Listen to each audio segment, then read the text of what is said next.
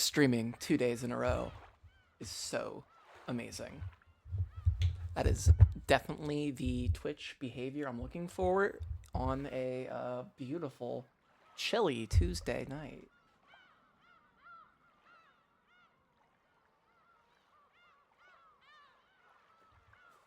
I have a banana with me tonight. I'm gonna be eating. Very hungry. Gotta eat fruit. Fruit, eat 'em up, as Jermo once said.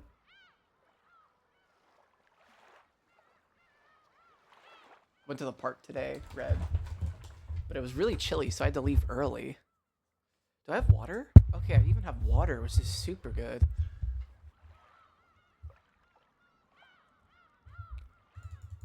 What I like about being a small streamer is like usually I don't even have a viewer to watch me at any given point. So instead of like doing some long protracted cold open where I talk about my like super uninteresting and boring life, I get to just like jump into the game. And like that's enough for me.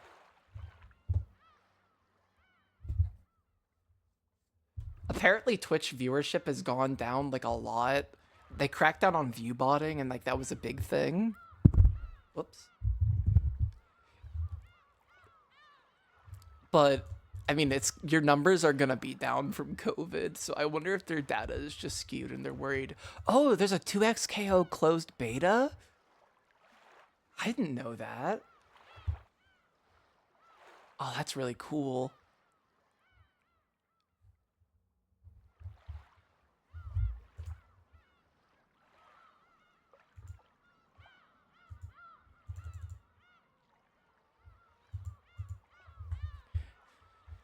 I'm not even a fighting game guy, except for like Smash Brothers, but...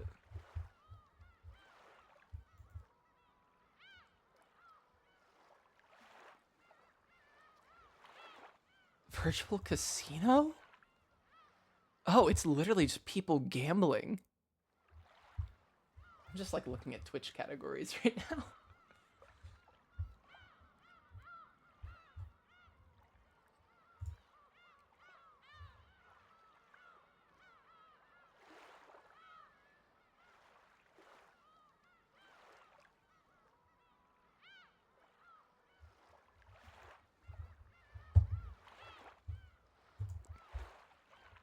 What else is going on?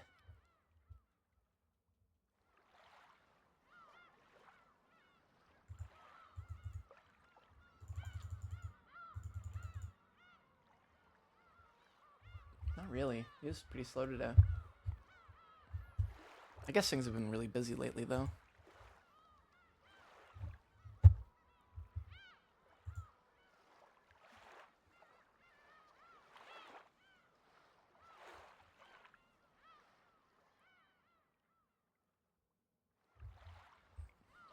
Jobs projections aren't looking great for the economy.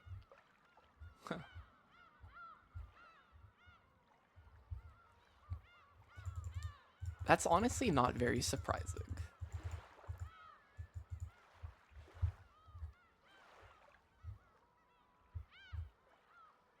Alright.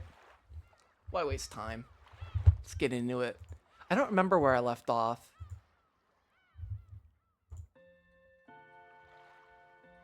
And, okay, my volume is still set for Umineko. Okay.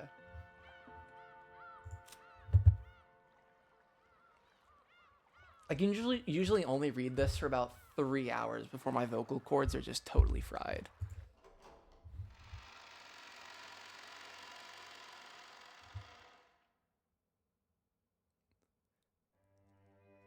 I'm already convinced by that sashimi salad. Oh, they're eating. They started eating. Okay, I remember now. Whoops, clicked off the screen.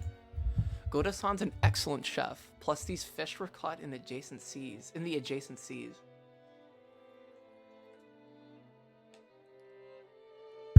Weren't they? They're totally different from the sashimi you get at the supermarket. Hey, quit it, Battler. Your upbringing will be exposed. They don't like him because he's poor. Everyone let out a big laugh. Damn it. You say that even though you love those cheap pubs. I love cheap pubs. I love a good dive. Ha ha ha ha ha. I've eaten at many unusual places because of work, but this stands right up there with the best of them. What do you mean it's fresh sushi or sashimi? I'd be willing to bet Goda-san used to be pretty well known in those circles. Well, I don't know the details, but stuff got complicated at the long-standing hotel he used to work at, what with them opening a new establishment with the same name and breaking into factions or whatever it was. This is a lot of exposition for this chef side character. I'm sure it'll be important.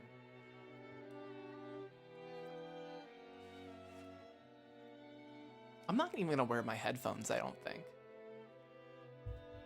I can hear the music just fine. Okay.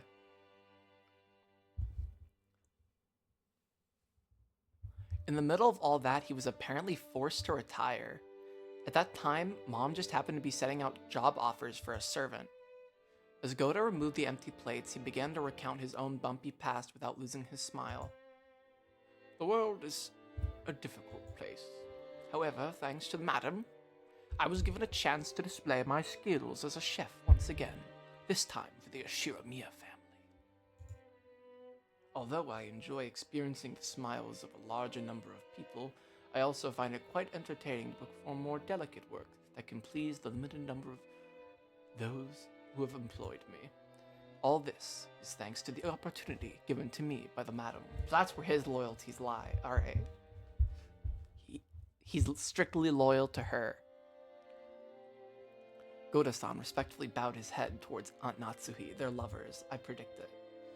That's because you were the most talented of the applicants. The decision was purely objective, not based on personal feelings, so there's no need to thank me. Dang, why does Aunt Natsuhi have to sound so indifferent? Why are these chat messages here from last stream? Okay, I'm not gonna let it bother me, really. I hate her. If only she spoke with a bit more kindness, she might leave a different impression. She's not kind. Sorry, she's not kind. Shannon-chan and Kumasawa-san entered from the hallway with a serving cart. Oh, this poor thing. Please excuse us. Now then, let's us move on to today's dessert. Goda-san and the others laid a beautifully adorned dessert out in front of us all. I guess it's true what they say when you have another stomach for dessert. They say... That's not true. I thought I'd already filled up on delicious food, but as soon as I laid eyes on that dessert, my stomach started yelling, "More!" I don't know how much about desserts, but this looked really good. A white pudding-like substance was garnished with 2 shades of red sauce. And elegant rose petals adorned... Okay, my god.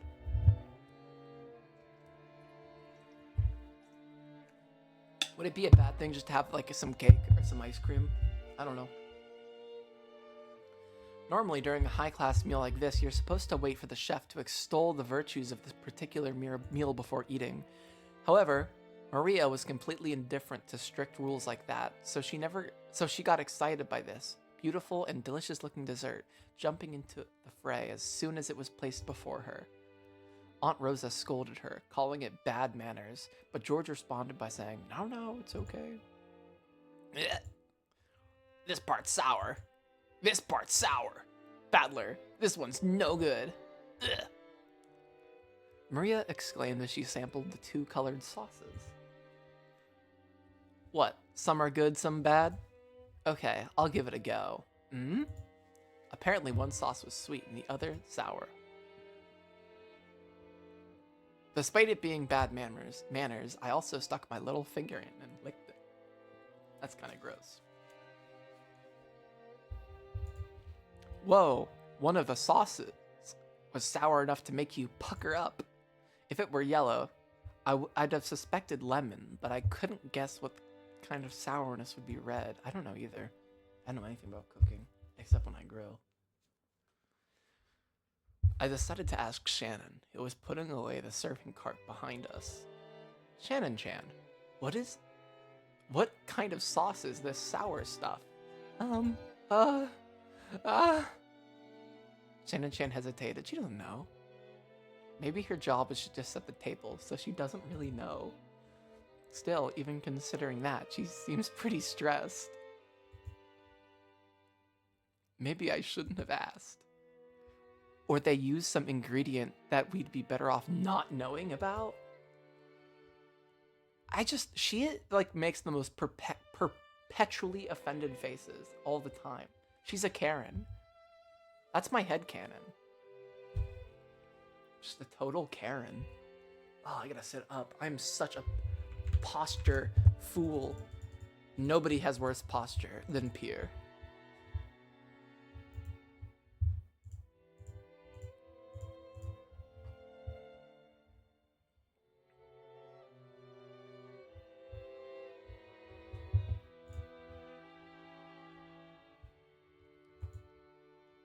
What do you think we made it out of? It'll shock you. Huh? I don't have a clue. Wait a sec, Kumasawa Bachan. That laugh's pretty creepy. So what is it? It's my breast milk. Okay, no. I couldn't help myself. Don't tell anyone, okay? Listen very carefully. Kumasawa leaned across from the other side of the table. I leaned forward myself when she asked. Their interest caught. Jessica, George, Anaki, and of course Maria put their ears closer. Ugh. What? What? Quickly. Quickly! I hate her. You see, the sour part is made from juice squeezed from a mackerel. What? Mackerel? That's crazy. We all thought, oh, that's not really crazy. I bet it'd be like tangy. Ugh. Mackerels are sour. This is what comes out when you squeeze them?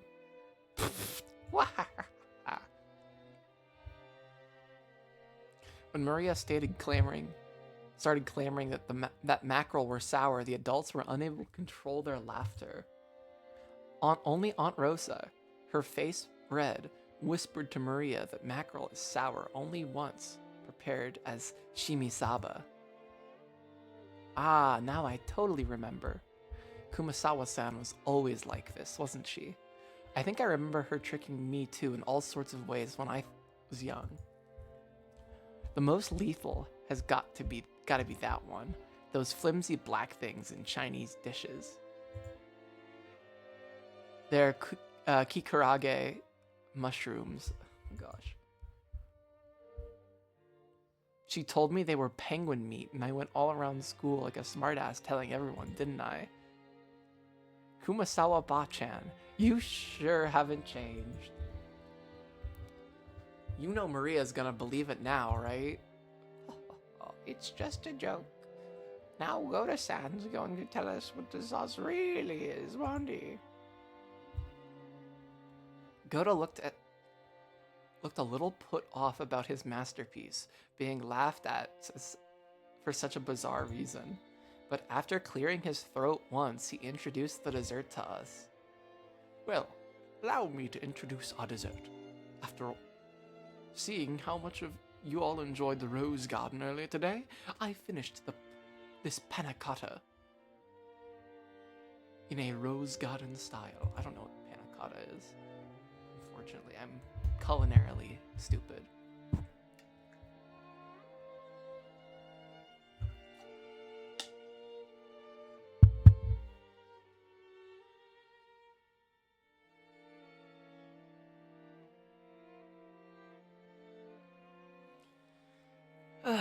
The rose petals scattered.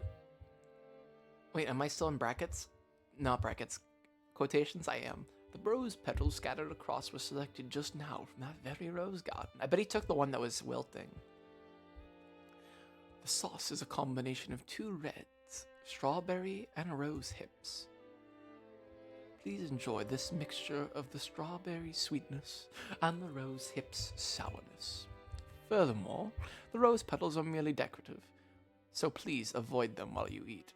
With that said, please enjoy. I want to see it. Whoa. Man, I almost want to applaud before eating. Just like with medicine, reading the detailed description first seems to make it work a whole lot better. As Goda-san elaborated on the first details of the dessert, it started to feel even more appetizing. Do I even have it in me to play Umineko today? Is my voice just too destroyed from this game? My voice is already feeling kind of put out. Yeah. Okay. I'm gonna persist.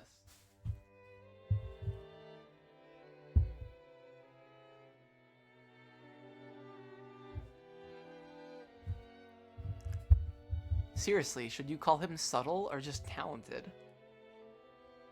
The dessert was probably planned from the beginning, but taking the hint when we all stopped in front of the rose garden earlier today, he displayed an incredible and timely awareness by just adding a few rose petals from that garden. This combination of sweet and sour was also exquisite. He loves this. He is such a rich kid.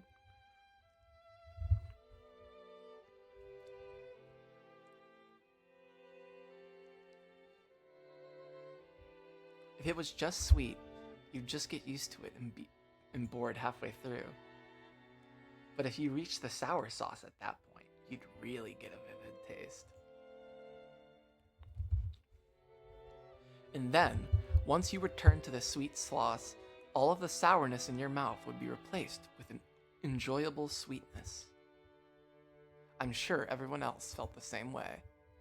Every time Goda-san passed by one of our seats, someone praised the taste and his presentation.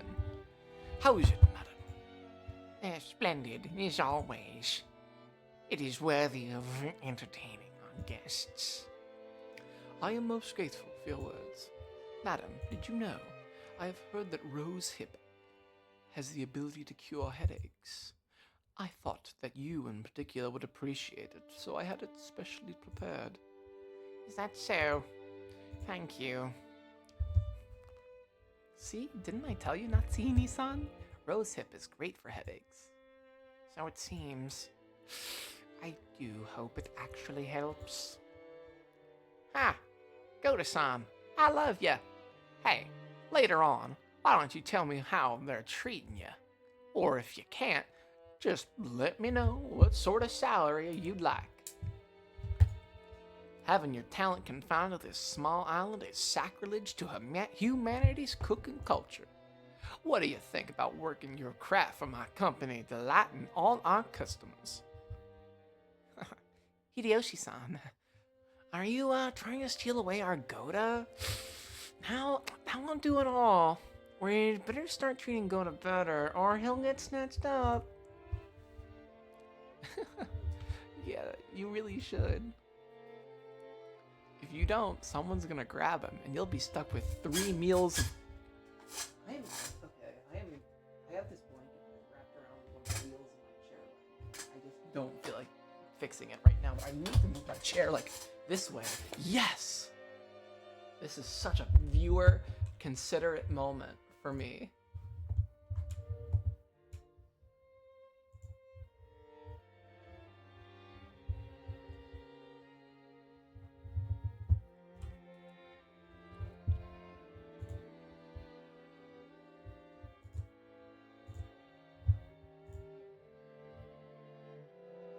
Style mackerel cooking a day, won't you?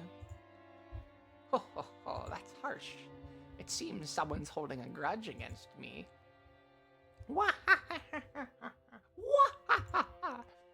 Everyone let out a huge laugh. According to Jessica, Kumasawa-san's mackerel. Everything is so written out in this game.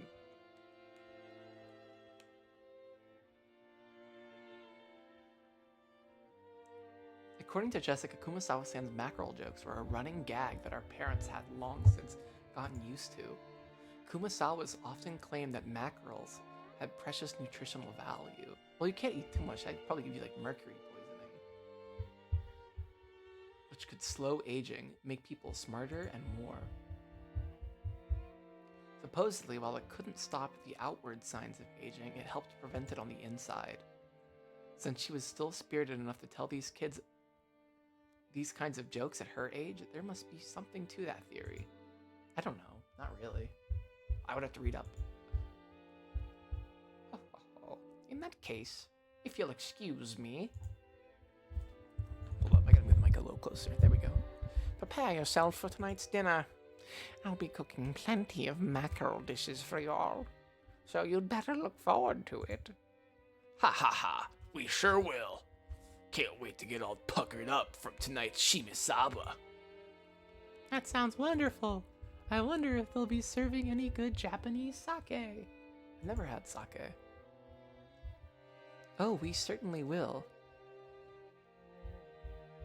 Haven't you heard of Rokenjima's famous mackerel shochu? What is shochu? Is that like an alcohol? Shochu.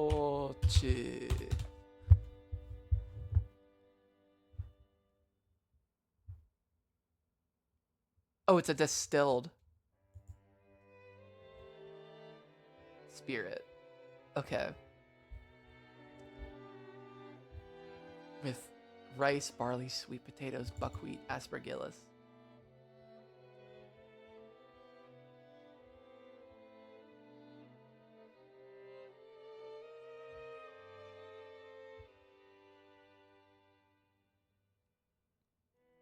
That's cool.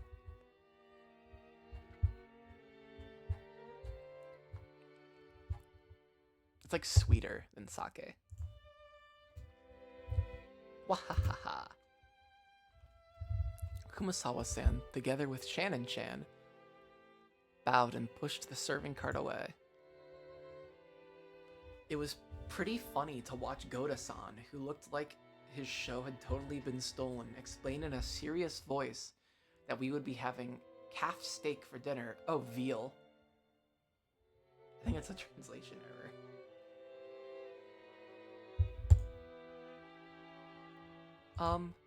Kumasawa-san, thanks for doing that back there. She is so cryy.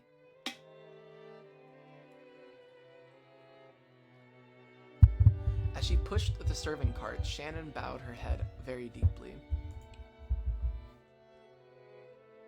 Oh, I haven't done anything that requires thanks. Kumasawa may have played dumb, but she obviously understood and saved Shannon in the nick of time. Back when Battler had asked her about dessert, Shannon had unfortunately hesitated.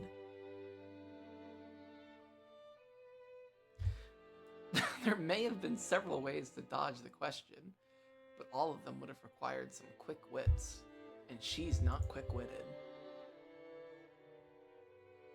Yeah, Shannon, who hesitated when hard-pressed for a response, was always suffering because of this small weakness. If Shannon had a little of the craftiness needed to cleverly shake off a mistake, like Goda, her life would have been a bit easier. The fact that she could perform other tasks flawlessly made this weakness even more unfortunate. However, there were some who understood Shannon's honest nature, her ability to gloss over a mistake and draw attention away from it. That was why Kumasawa had smoothly come to her rescue. I just heard from Genji-san that there will be a change in the afternoon shifts. I believe you are given a break until this evening. I'm jealous. Oh, sorry, I haven't checked the shift chart yet. Ah, yes. I was thinking I might start cooking some mackerel in the oven. I don't think I've ever had mackerel. Maybe. I don't really live on locale for seafood. Anymore.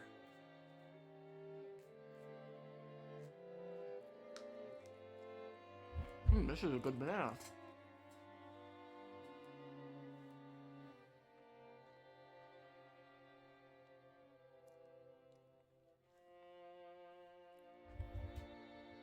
If you don't mind, I would be happy to help. I would be happy if you would help out a bit before your break. Ah, yes. I would be delighted to help. To Shannon, Kumasawa was like a mother among the servants. Except there's not many servants left. It's like 4 of them.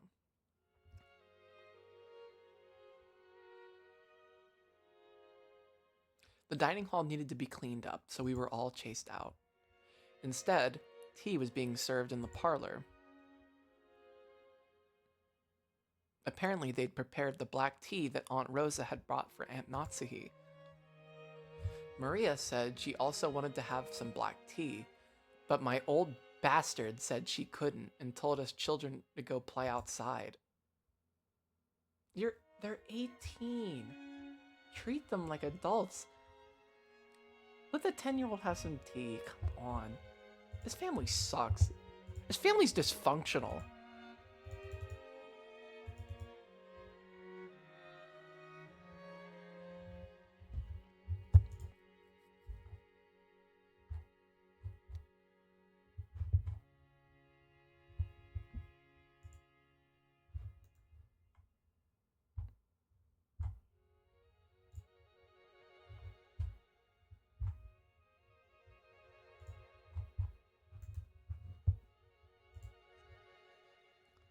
Battler-kun, why don't we all go for a walk outside? Go ahead and take a look at the roses or something. But keep a close eye on the weather. The weather? The sky's clear, but the weather report kept talking about the rain. I'm making him Foghorn Leghorn now. Ugh, I want to go to the beach. The beach! Oh, that sounds wonderful. Playing on a sandy beach isn't something you get to do often, is it? Ah, good point. I'm really confused. I guess I'm trying to figure out whether or not, like, the whole Branch family, or the whole Head family, I want to know if they all live on the island. If so, where does she go to school?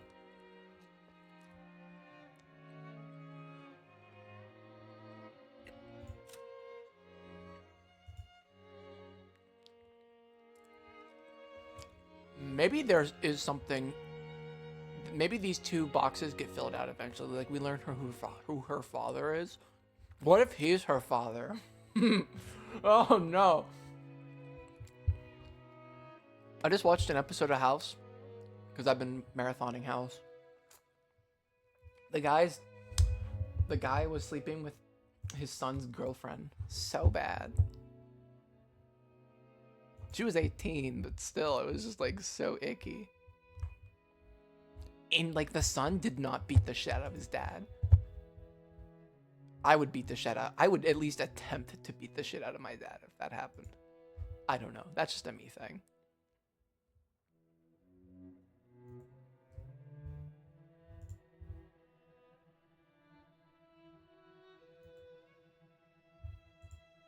Oh god, nobody likes the new CK3 DLC.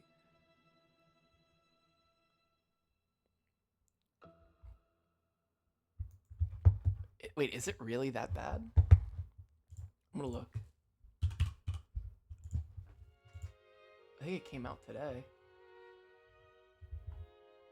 I have it mixed.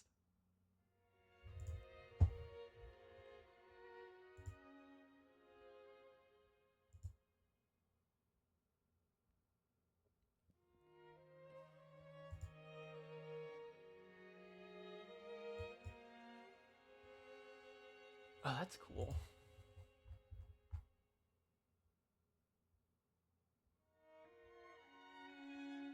Could make an oath.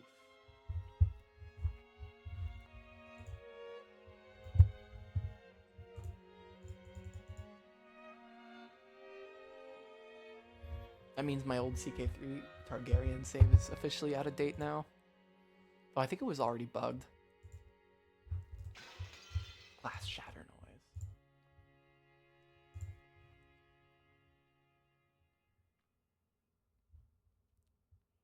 Good point. Okay, let's all go to the beach. I swear, if Battler makes a move on his cousin who is wearing, like, a swimsuit or something, I'm gonna lose my freaking bananas. And I'm eating one. I'm gonna drop it on the floor. I'm losing it. I'm missing it and never finding it again.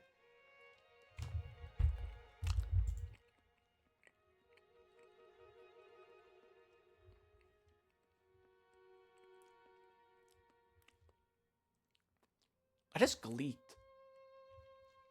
just gleeked, like, on my keyboard.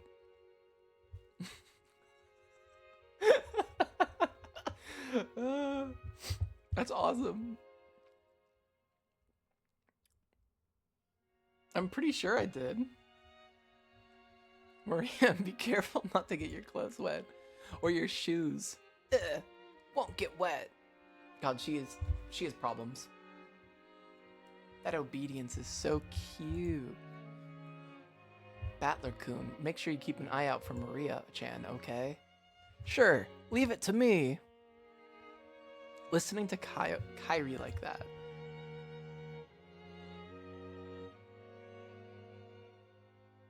Hey, you're pretty obedient and cute yourself, listening to Kyrie like that. Why don't you also listen to me obediently for a change? Ha! Hell no! I hate him. He clearly resents. Why is he like playing off his resentment for his father like a joke?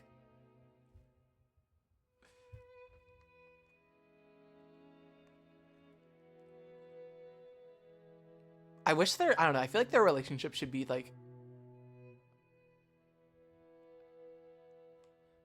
maybe the whole, I don't know, maybe the whole point is it's like, maybe it's messed up that their relationship isn't as frosty as it should be between them because they're just not being emotionally honest with each other. I don't know.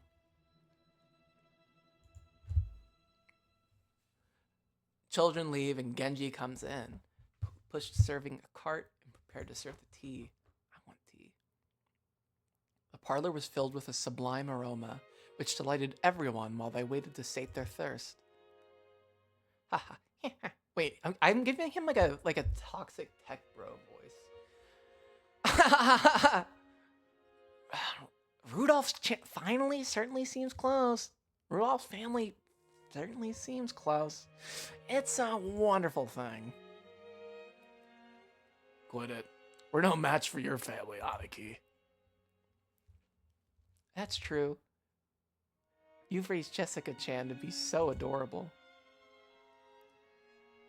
I imagine that's yet another fruit of your talents and education and training, Natsuhine-san. Thank you. They're conditioning me to hate her, but I bet it's like she's like actually a really good person and they're just faking me out. And she was just rude to the servants because she's an asshole. The conversation broke off then, and the parlor fell silent. Maybe Hideyoshi couldn't bear the silence because he broke it himself with an exaggerated gesture. Still, they sure do grow fast. I thought they'd be kids forever, but they start getting huge all of a sudden. And then they're adults like us. Battler-kun looks like a completely different person now. His body has grown much bigger, but he's still just a kid. He's 18. Though you could say the same about my husband.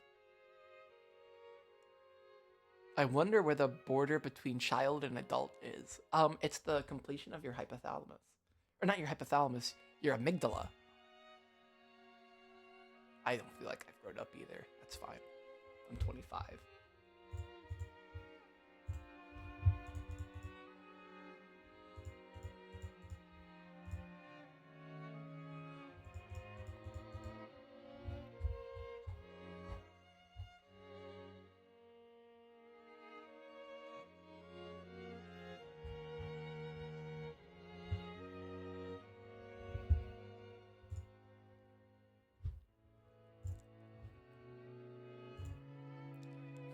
Isn't that pitiful? That's not something the mother of a child should say. That's right. We're not children anymore. We're all adults now. So I wish we could talk together on an intellectual level rather than an emotional one. What is that supposed to mean?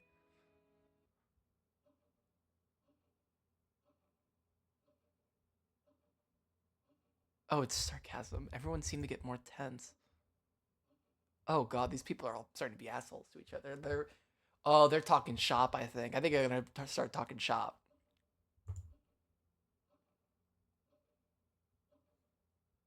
Since long ago, we've always endeavored to engage in intellectual conversations.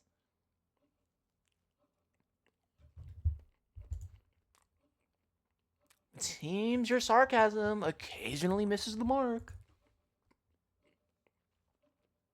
Just as it always has.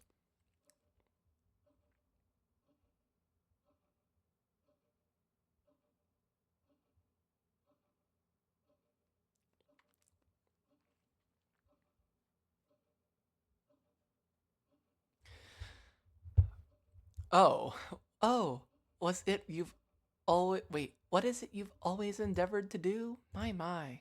I wish I could wrap those words up and send them to this room a few decades ago. Right, Rosa? Ellipses.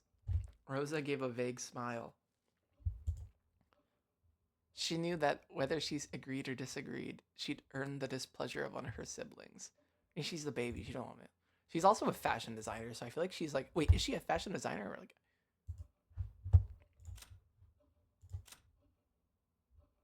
No, she manages a company. Oh, she doesn't take it very. She's kind of a failed daughter. Okay.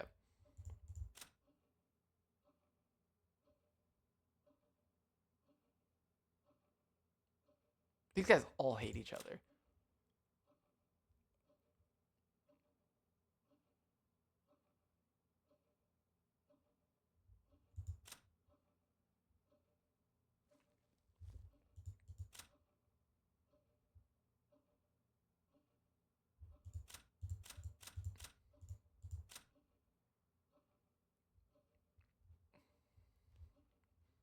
I wonder, and I'm probably just dumb.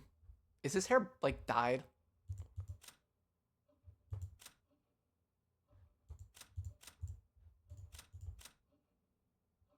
I wonder if he married a Western woman.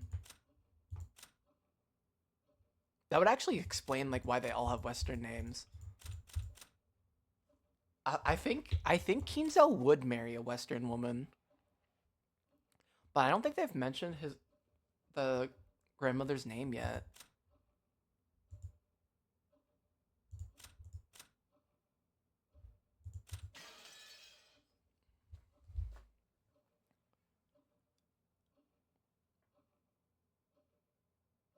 It was a bit of a worldly wisdom that she had been essential for growing up as the youngest sibling. I feel like there's like a level of like Confucian like values here that I'm kind of missing. I mean, Confucian isn't the right term, but like, Eastern culture, like family structures are generally different. And I wonder, just like, I don't really have a full grasp over that.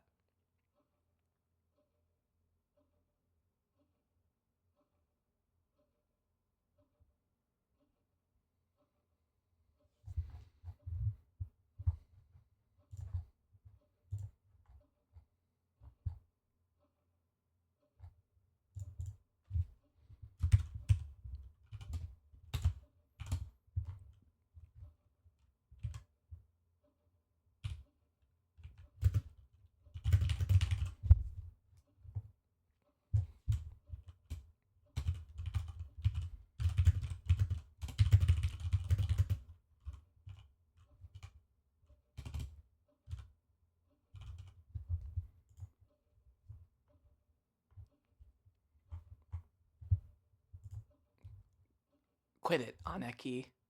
We better get started on our topic while the brats aren't around. Let us make that our intellectual discussion. These guys are all like sinking money, is my understanding. At least 2 out of the 4 of them are sinking money. Like, Kraus had like a big hotel investment that went tits up.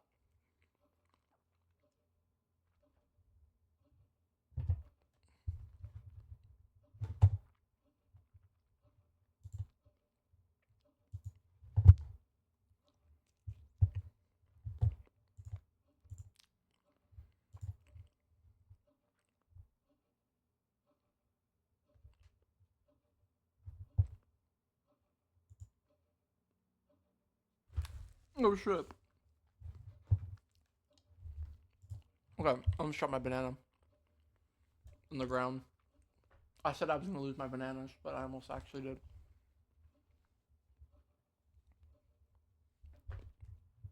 As Rudolph glanced over the faces of all present, some let out a silent sigh and some let out a small resignation across their face. They were approaching their unavoidable true agenda. Last year, his life expectancy was estimated at about 3 months. Which I guess means he's got negative 9 months left now. That was ominous. Wait, I'm gonna put my headphones back on. I need to get logged in. I need to get locked into the score right now.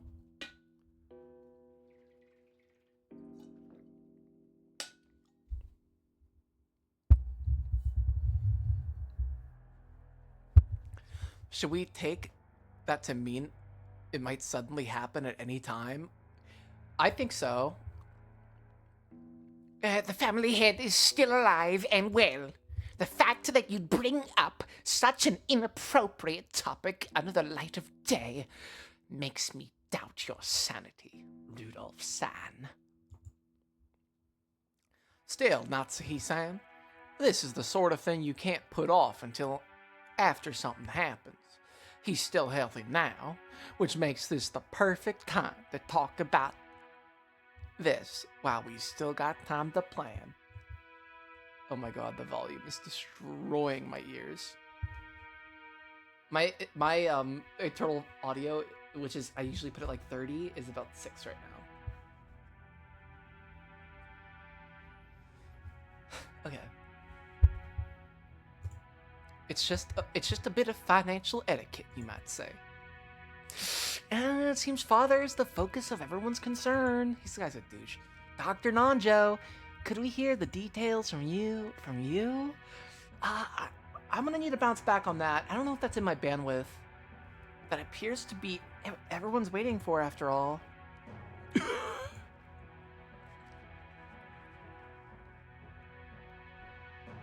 Yeah, let's add a cough. Dr. Nanjo, how is father's condition? Well, to begin, allow me to start with a revision since my estimation last year that he had only 3 months left was not borne out. No need to explain. You're saying that that measuring remaining life is only a prediction, not a promise, right? That is correct. Because of that, while I will accept everyone's repeated questions, I can by no means confirm when he will pass away. How old is he? He's aged.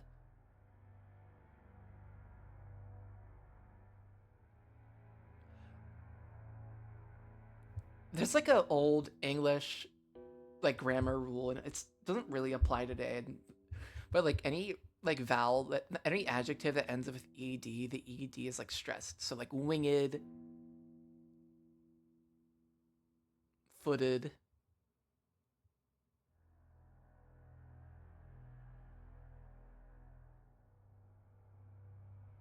I think there's a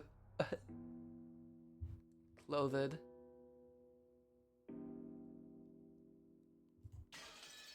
I'm probably just wrong and talking out of my ass, but hey, you know.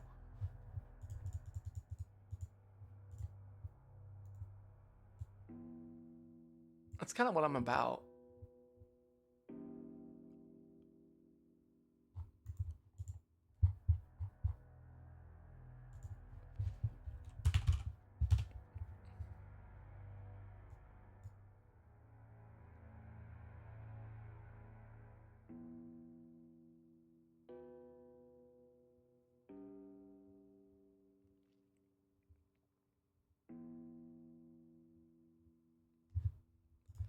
The soundtrack is actually growing on me, I admit. A human's life is supported by their body and their mind. If the body is weak, the situation becomes more dangerous. But if the mind is strong enough to compensate for that weakness, the effects of one's condition can sometimes remain in a subdued state. His mental is not very good, actually. He's screaming and shouting and like waving his arms and like like having that priest, his arms are up like he's like doing a sermon. I really don't think he's in. Like, I think he's just too stubborn to die. I think that's actually what he means. That this guy is just too stubborn to die. So you're saying that even if his body is weak, his mind is still firm and spirited. Kyrie, sorry, but please stay quiet for a bit. Oh shit, I'm sorry. Look at this bum.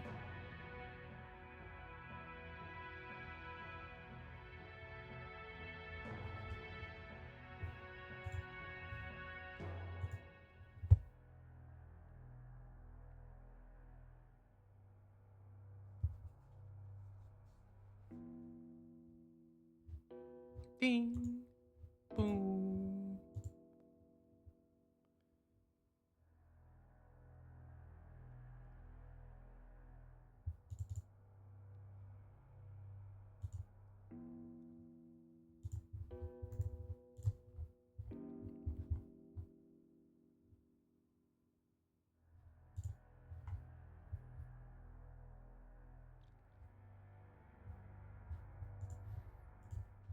That is correct. Kinzo-san's body is being overwhelmed by the demon of ill health. This will hold especially true as long as he continues to partake of such strong algul. He's having algul. His body betrays his degeneracy.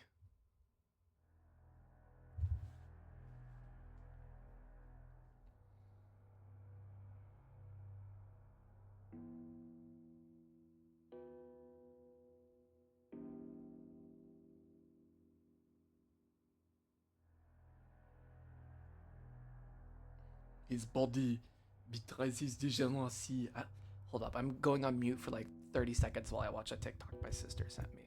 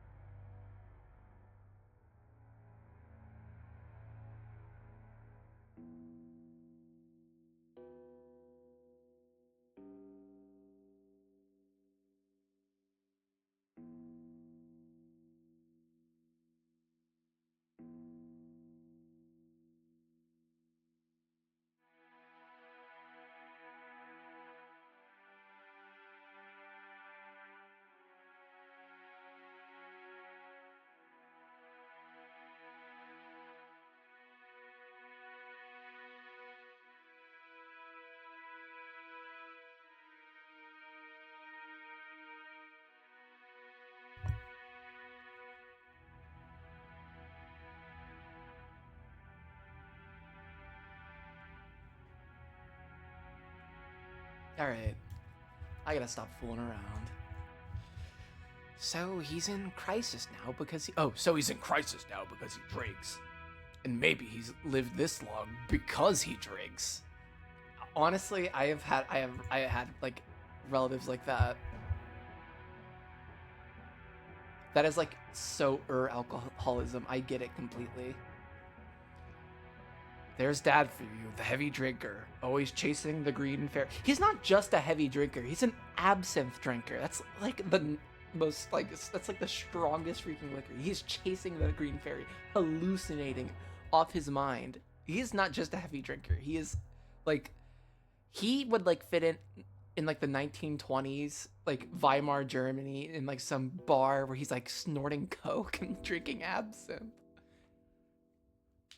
That is his thing. Wait, well then, Doctor, I know you can't give anything more than a prediction. What do you think about Father's chances of living until this day next year?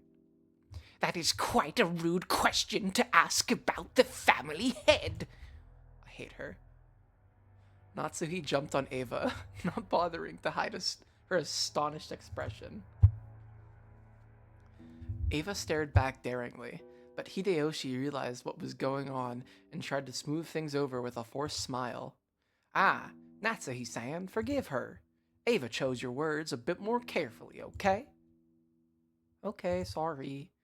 I was just concerned about Father's condition. You know, I'm her daughter. You're like the daughter-in-law, so maybe you should shut up. Is that so? I hadn't realized. Dr. Nanjo, please tell us, for the sake of the beautiful love of a daughter who's worried about her father's lifespan. Kraus laughed sarcastically, and Ava, smiling sweetly, returned an identical chuckle. You ask whether you'll be still healthy next year? But as a doctor, it is very hard to say. Because while I do think this lull in his condition will continue for a while, if he suffers some kind of fit, there may be nothing we can do. After all, Rokenjima is a solitary island. It is not as though an ambulance could quickly jump in to save him. Quick, get the crash cart! I need 5 milligrams of diazepam, stat! He's going tachycardic!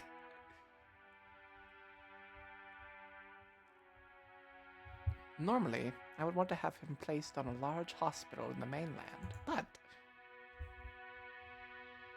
Father stated that he does not want his noble research interrupted. It seems he holds a grudge over the way we forced him out last year.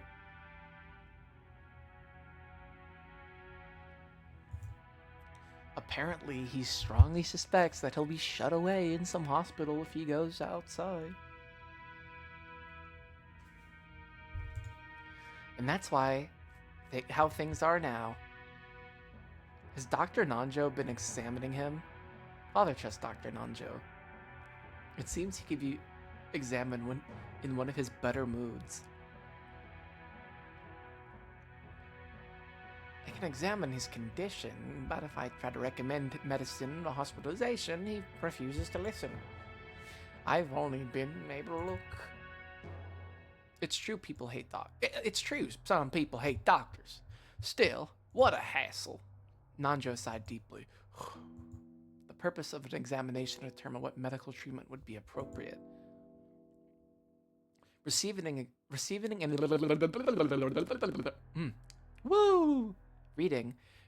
examination now, and you are getting banned. Whoa. Wait, how do I ban people? This is how I ban people.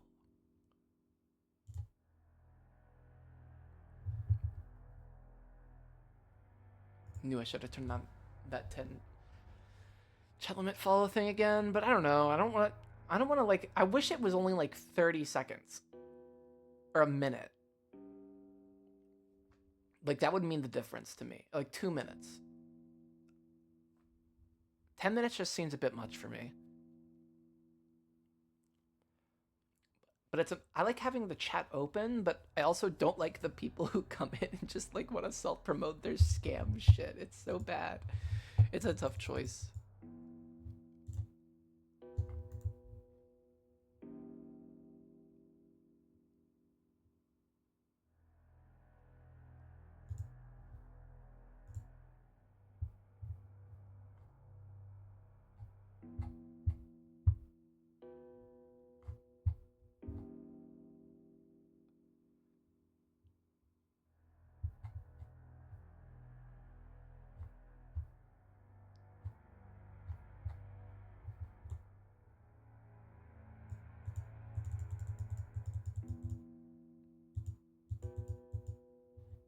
Why is Latvia trending?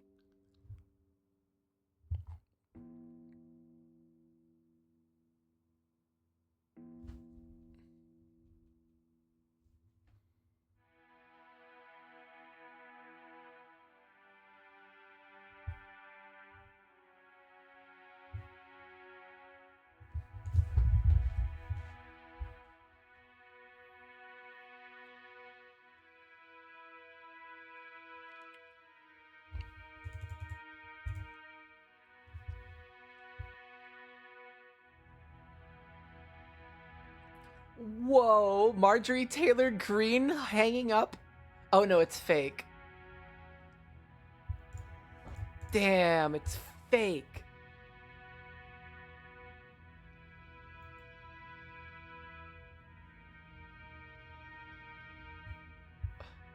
Damn. That would have been crazy.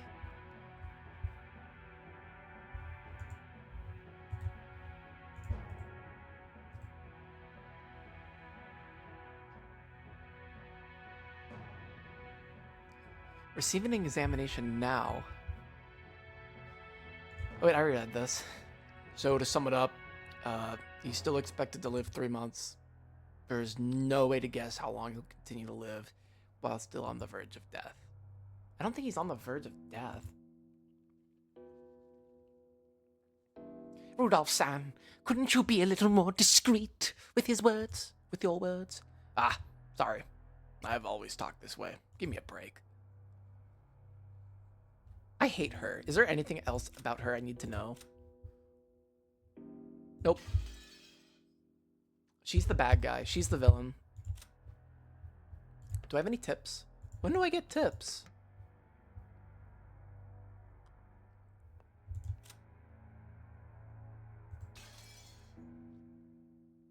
Dong. Dong. Okay. I understand how Dr. Nanjo sees it. What about you, Cross Nissan? To be perfectly honest, I have to disagree with Dr. Nanjo.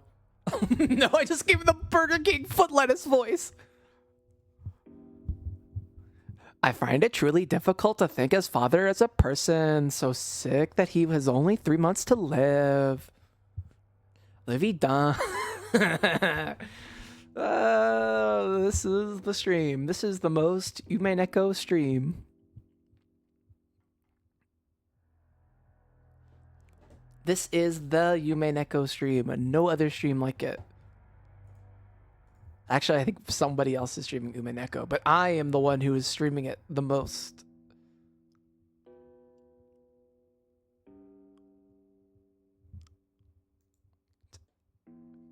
God, could you imagine if I was a VTuber? I hate anime.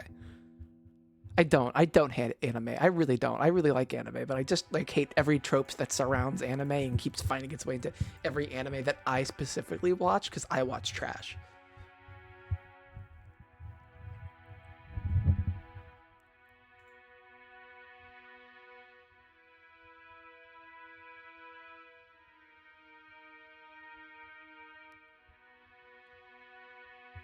I actually kind of agree.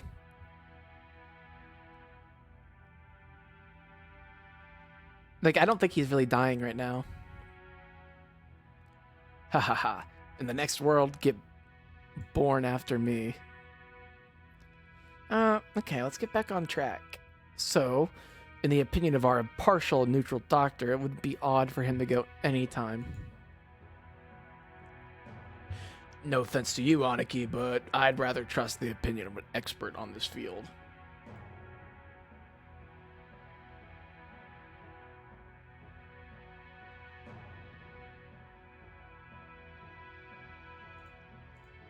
Which means it's definitely not too early to start talking about Dad's assets.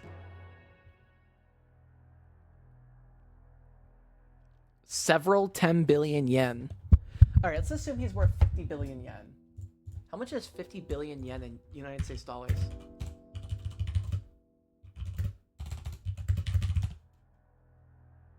Whoa!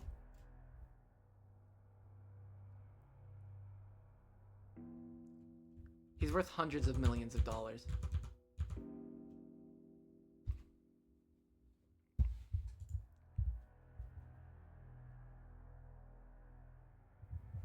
Oh yeah, it's all like assets.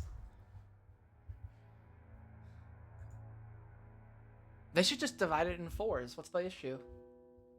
Or maybe like 30, or like 40, 20, 20, 20. So the head son gets the most wealth.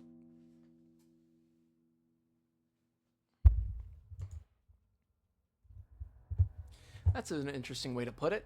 That's right, you sometimes get strawberries or chocolate on top of the cake, making it hard to clearly cut into equal parts. I don't know. Maybe the cake allegory is a bit over. Okay. given that, don't you think it's important to discuss beforehand to best stick the knife in?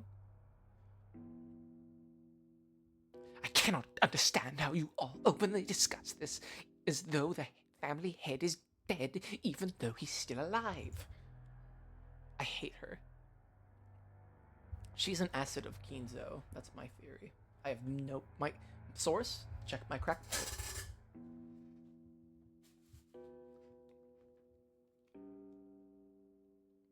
One day I will get a chair that isn't noisy.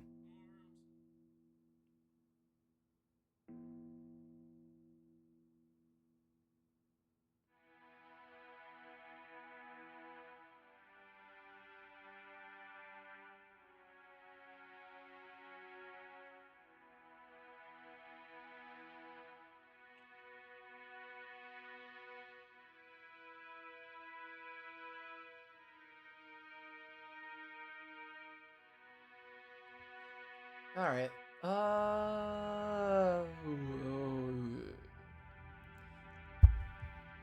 Come on now, don't you see how important this is? I mean, she should make the argument that since they only do this meeting once a year, it's very it's unlikely he's going to survive another year. He's already 9 months past overdue. It seems like the safe thing to do. I don't know. I think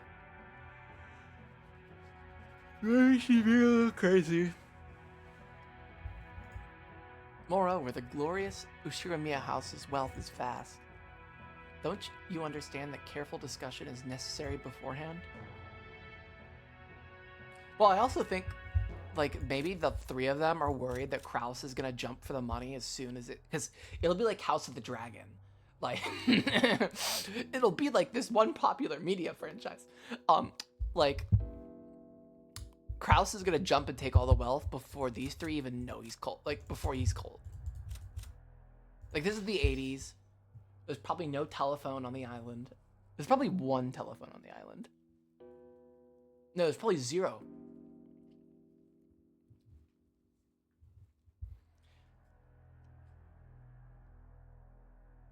Don't you understand that careful discussion is necessary beforehand? There's a huge difference between this family's resources and your family's wealth.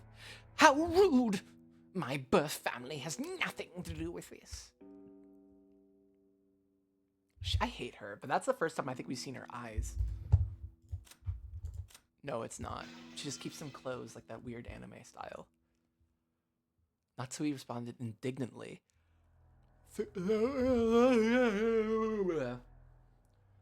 And already dark atmosphere grew even more hostile. Give it a rest, Ava. Natsuhi-san. Natsuhi-san, forgive us. Pardon her rudeness. Hideyoshi tried to smooth things over by glancing at both with a forced smile. That's every smile he does is a forced smile.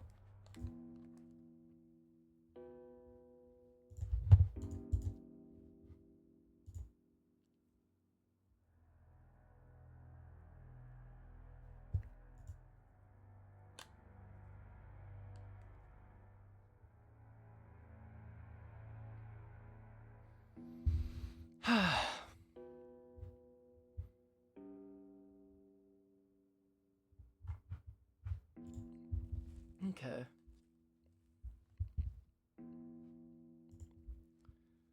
It seems I'll just get in the way if I stay any longer. Please excuse me. Nanjo rose from his seat and exited the parlor.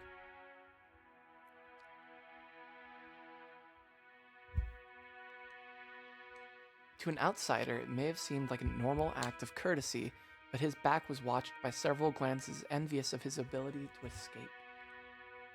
After the doctor had exited his footsteps, and his footsteps had disappeared into the distance, Kraus recrossed his legs. In other words, this is what you would all like to say. Father's remaining life is short. You want to quickly enter into a practical conference concerning the distribution of the inheritance. Why are you so eager, I wonder? Certainly, as you say, estimating and distributing the Ushiramiya's family wealth is no simple task. In that case, shouldn't we make careful and deliberate calculations?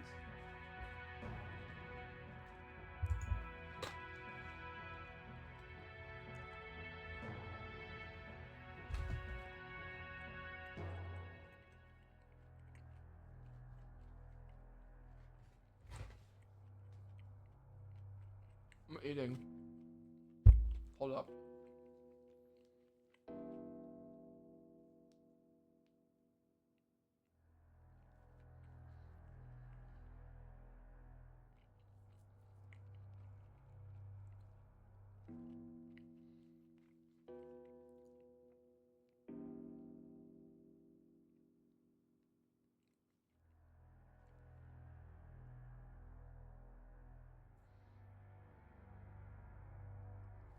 Okay.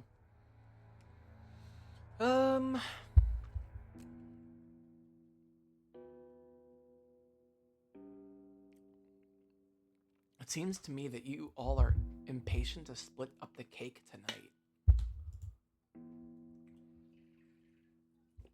Isn't that true, Rosa? But Rosa's not taking a side. Wait, Rosa's the young one, right? Okay, I get Ava and Rosa mixed up, but I know Rudolph and Kraus. Okay. Not confusing.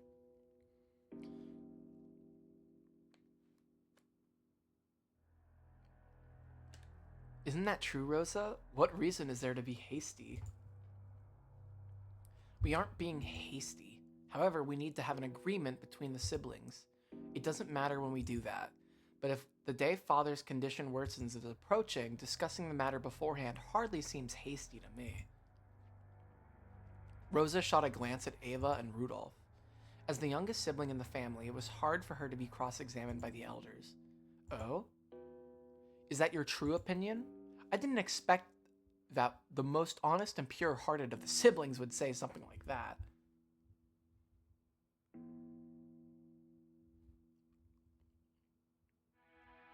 He says he's 9 months past due date.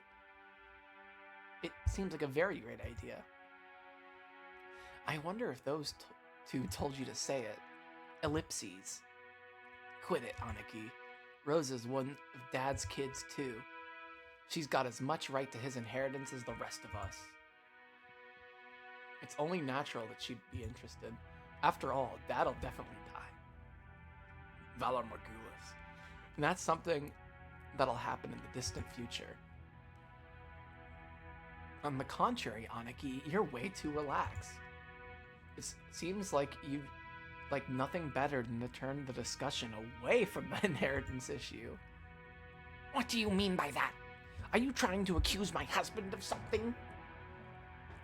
Calm down, Natsuki-san. Listen to what we have to say. Can we please just kick her out? She has nothing important to add consistently. She's just like a vile shrew.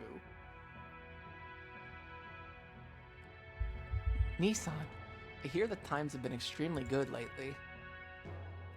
Yes, since last year we've been an unprecedented boom, and the yen keeps on rising. It seems that it's no longer a dream. That the dollar will reach 100 yen. Oh, so that's kind of like part of the thing that they're probably looking at is like the yen to dollar conversion ratio. Also, the ruling party, which is the Liberal Party of Japan, says that it will establish health resort maintenance law by next year.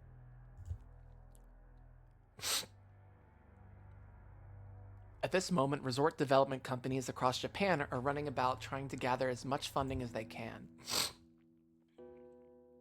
You certainly seem to know a lot about it. Japan is about to experience an unprecedented boom. It'll be a repeat of the Korean War demands, the time during which father revived the Ashuramiya family. The people of Japan have been working like mad, achieving vast economic growth and becoming the most well-off people in the world, reaching the height of our prosperity. Oh my god, they're about to experience, like, when did the Japanese recession happen?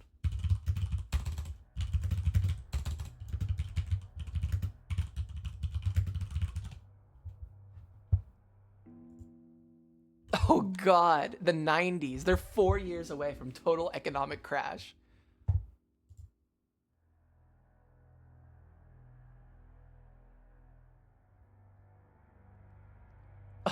That sucks. The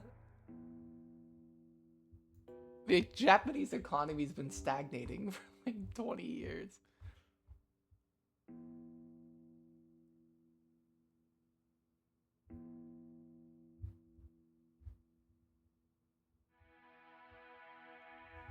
That's because the Japanese like are the most overworked people, and they like can't manage an economy at all. They're so inefficient.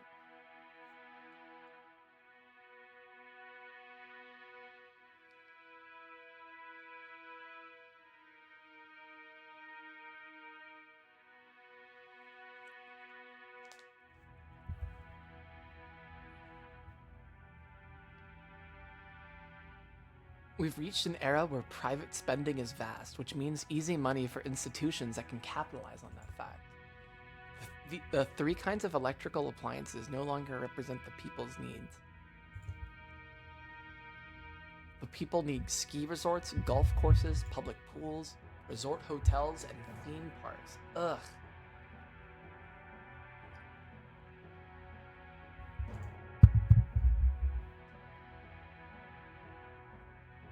Have you gone to Disneyland, which opened just a few years ago?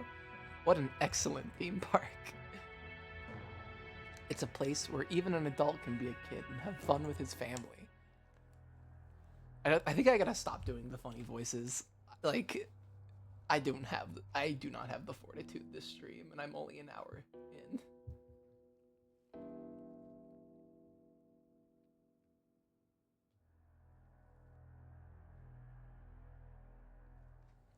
No longer do we count on our sole virtue to be selfless devotion. No longer do we count on our sole virtue to be selfless devotion. Okay, that's a weird sentence. While failing to care for our families. We have become the most prosperous people in the world, and now we can finally enjoy the benefits. Kraus-san, your foresight's nothing to sneeze at. He's so wrong. There's economic crash approaching. When I heard that sort of thing several years ago, I thought it was crazy. But when I heard about the G5's nations Plaza Accord, that all changed. The yen shot up, and I'll bet the price of land skyrockets soon too. It won't be long before Japan becomes the economic center of the world. You've got a great sense of direction. The world's moving, Kraus-san. At least there can be no debate about that. There can be, actually.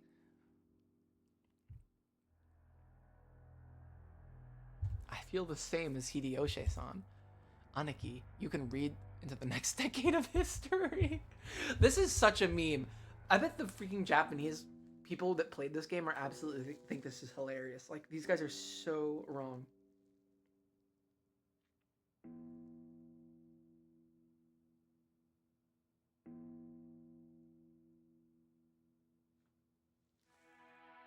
Ignorance is bliss.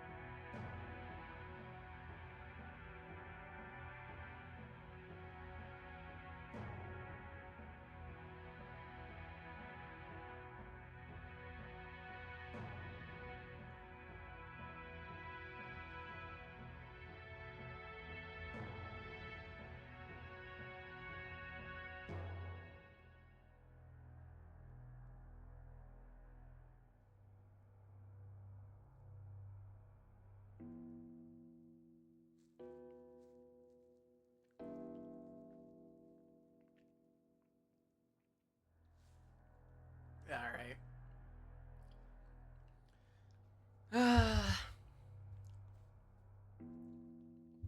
I bet you got that keen sense from Dad, and it's incredible. However, unlike Dad, the timing of your predictions has been sometimes off. Nissan, you've been starting resort projects everywhere, convinced that Japan will soon see a boom. But almost all of them continue to fail. While I'm sure that era you predicted will soon arrive, it seems you misread the timing of the boom. You were too early. You then panicked and tried to sell everything off, which only opened the wound even further.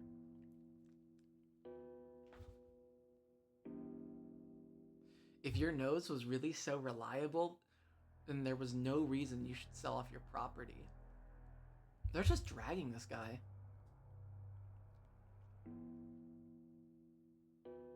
Is this the proof that you mistrust your own ability? How rude. Are you trying to insult my husband? I have to do her voice. I have to do her voice. It's just, I have no choice. Natsui's forehead creased as she rose from the sofa. Ava, paying this no heed, stared at Kraus with a confident smile. Kraus, who also maintained his confident appearance, told Natsui to sit down. Please stop, Natsui. Ava's always been incapable of talking any other way. Calm down a little or your headache will get worse. There's proof of your lack of talent right next to us. After all, Nissan, weren't you all excited about turning this island into a resort? You built a wonderful resort hotel and beautifully maintained the garden.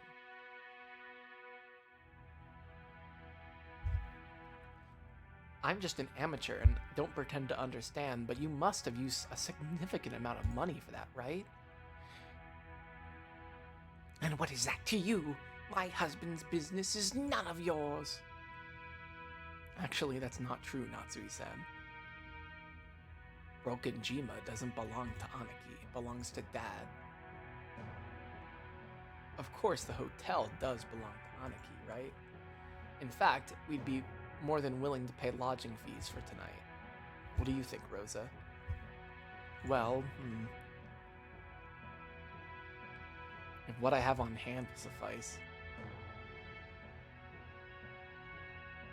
If I can make it into a resort, this island's financial worth will rise. It is true that expenses have piled up, but we can expect to have a larger harvest in the future. When this happens, all of you stand to profit as well. Do you not? I understand that. If the value of this island rises, that'll increase our portions when we distribute the inheritance. Of course, I won't ask you to divide the island and the mansion into 4 equal parts. We can just resolve the matter with money equal to the value of the property. If you understand that much, what about my business makes you so dissatisfied? We aren't dissatisfied, we're uneasy. In the first place, Aniki, when you do plan to open up that hotel, left this way, you won't get anything out of it except our grubby handprints, right? That's right. It's an important tool for your business, isn't it? Surely you can't keep it locked up until the moment you open it. Buildings go bad if you don't use them and air them out every once in a while. Even so, it's a bit extravagant for a guest house we only use once a year, right, Rosa? That's right. Considering how wonderful it is, I'm sure it will become quite popular once you open it. Oh. So the hotel you keep talking about is the guest house. It's splendid. Just as Rosa said, if you were to open it, I'm sure it would become popular. The lodging they had been guided to wasn't originally intended to serve as a guest house. It was originally constructed as a resort hotel.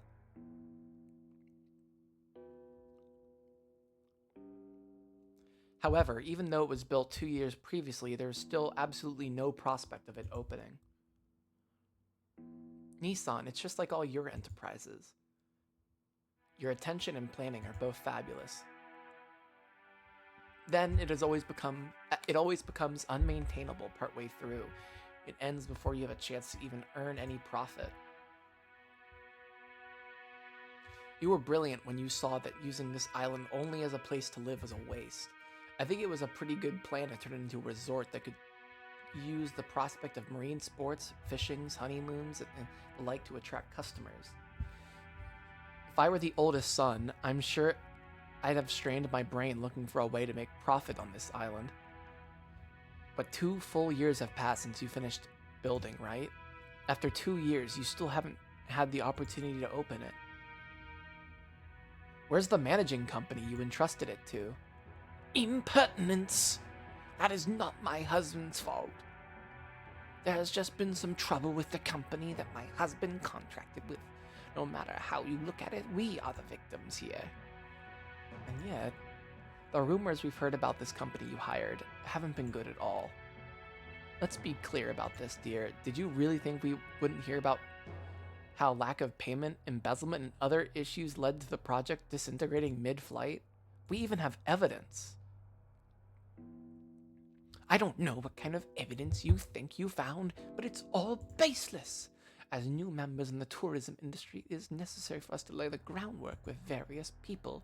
It is also important to investigate the trustworthiness of our partners.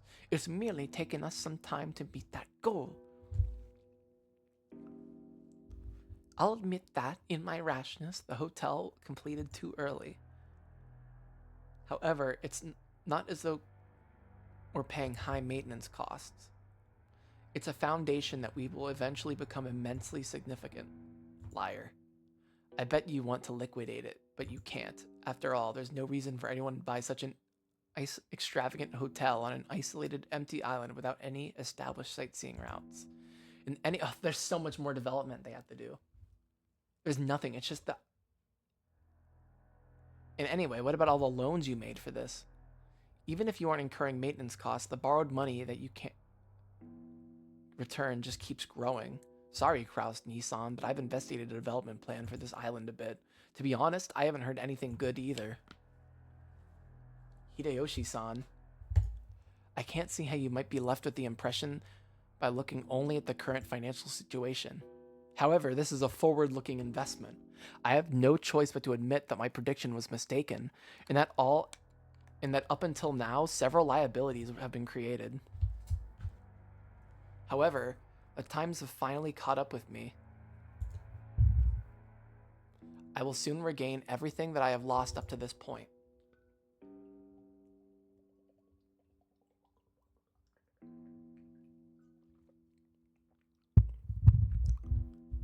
No, actually, all of the investments I have made until now will finally return to my possession.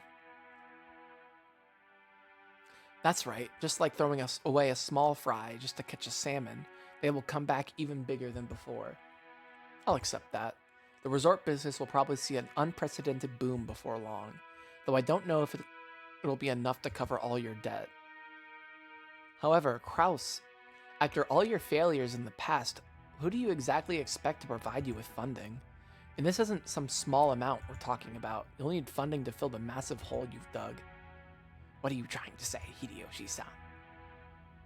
She's just so freaking vicious. All the time about, like, everything.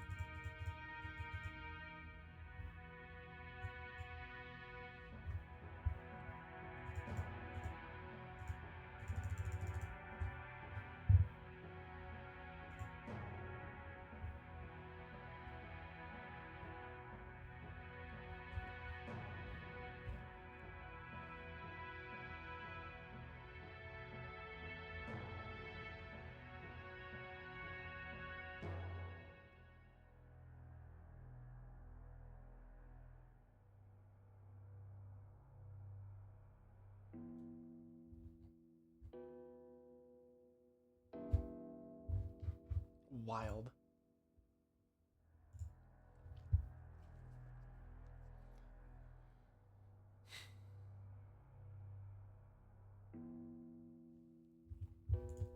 We looked into this too. We checked to see who might have provided Kraus with enough financing to support his recent large-scale projects despite his string of failures.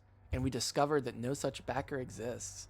The iron rule of the money roulette is that you bet against the loser. Aniki, you're a fairly well-known loser in this field. It's true that prosperous times are about to come, but when we looked for people who considered that enough to overlook your string of failures and also had enough for investment, we found no candidates. So, the big question now is where you got that money from. Huh. Now, isn't this intriguing? And, dear, how long do you plan to let these ridiculous remarks stand? Sit down, Natsuhi-san. Let's cut to the point. Aniki, you've been diverting Dad's private funds for your own business. There's pretty much no room for doubt.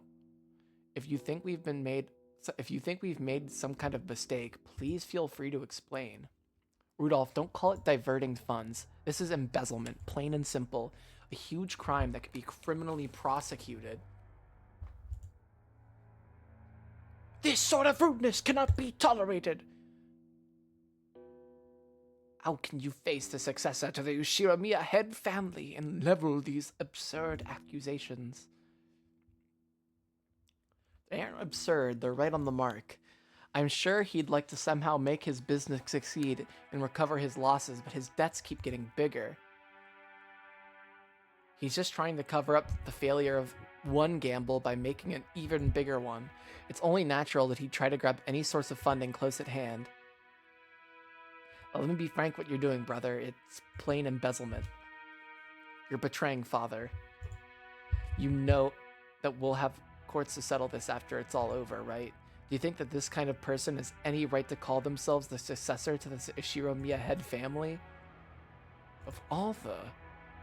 You dare to claim he has betrayed the family head? You no longer have the right to straddle the threshold of the glorious Ushiramiya family. Leave this place at once. Now, get out! Natsuhi, who already reached the limit of her anger, shouted at Ava in a rage. She then pointed alternately at Ava in the hallway, demanding that she leave.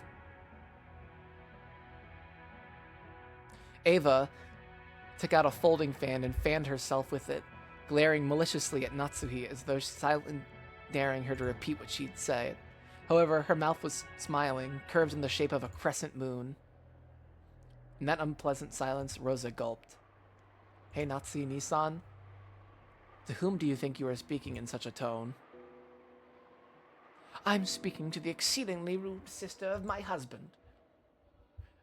A person in charge of the main family's kitchen. I cannot over... What? In charge of the kitchen? Be silent, lowly maidservant. Ada folded her fan with a snap and I thought he slapped her. Compared to the elegance and playfulness she'd shown until a second ago, she was now unimaginably aggressive. How foolish. You stand down before Ava of the Ushiramiya family.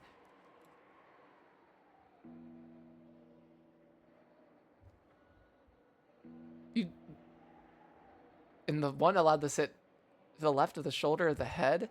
Know your place. And then look at your shabby self in a mirror.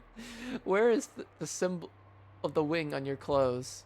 Where are you permitted to wear the one-winged eagle? Aren't you nothing more than a borrowed womb to house the next successor to the Ushiramiya family? Understand your place, you common housemaid. Ava's face twisted hideously as her words gouged into Natsui's heart like talons, wrenching at it. Ellipses! Exclamation point. Ava is a gaslight, gatekeep, girl boss champion. She is. To be honest, Natsui really deserves this because I cannot stand her. She is like so annoying. I'm just so tired of Natsui's shit.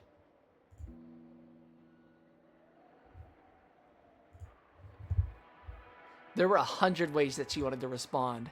However, her anger and sorrow crushed her throat, and none of her words managed to make it to her mouth. Her anger had nowhere to go, and became a single hot tear that slowly dripped down. What's wrong? If you have something to say, please do so. Come on. Ava faced her with a provocative gaze.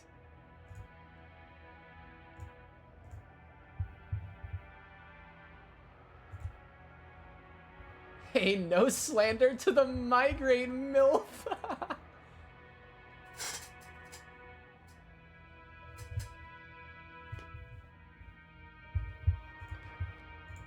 The MILF of the family is Rosa.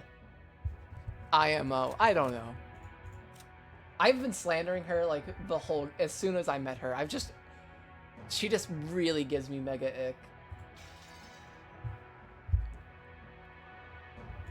She's just super rude to everybody.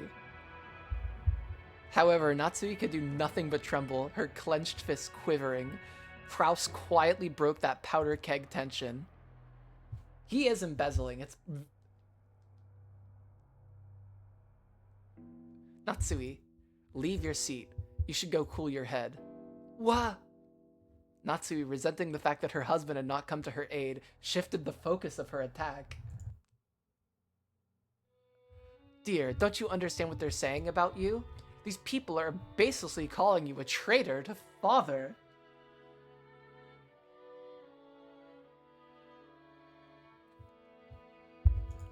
They are making light of the fact that we protect the glory of the Oshiromiya family, even though we are constantly expending every effort to earn that glory from father. No, you're just draining his money. They trample all of that underfoot with their hateful rambling, and you don't even try to fight back. Why? I'm only standing up for us because you won't, but you've been putting the entire burden on me for some time now, and now you tell me to go cool my head? It's always me. Oh, she's gonna storm off. Even though I have always considered this family's affairs so seriously, you've...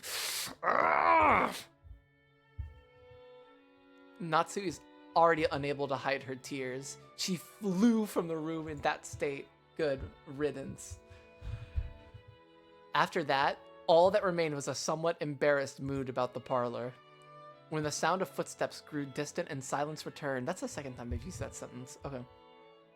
Kraus shrugged his shoulders slightly. I apologize for my wife. She's always been bad at controlling her emotions.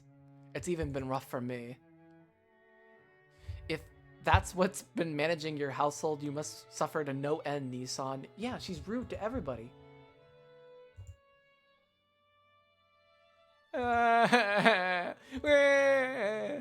Madam, it's nothing. Leave me be.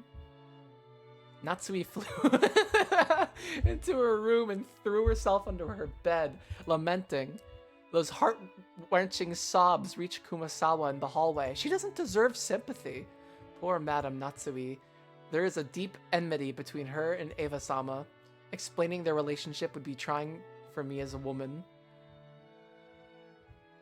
The Oshiromiya family holds blood in high regard, but if a woman marries and leaves the family, they are normally removed from the family register. Thus, under normal circumstances, Eva-sama should have been removed when she married Hideyoshi. However, there is no one deserving of blame in this matter. The madam certainly bears no guilt. There is nothing to call it other than a whim of God. Kraus-sama and Natsui-sama were not blessed with children for some time. After all, this is the male-dominant Ushiromiya family. A wife is merely a tool to create an heir. Spelling mistake.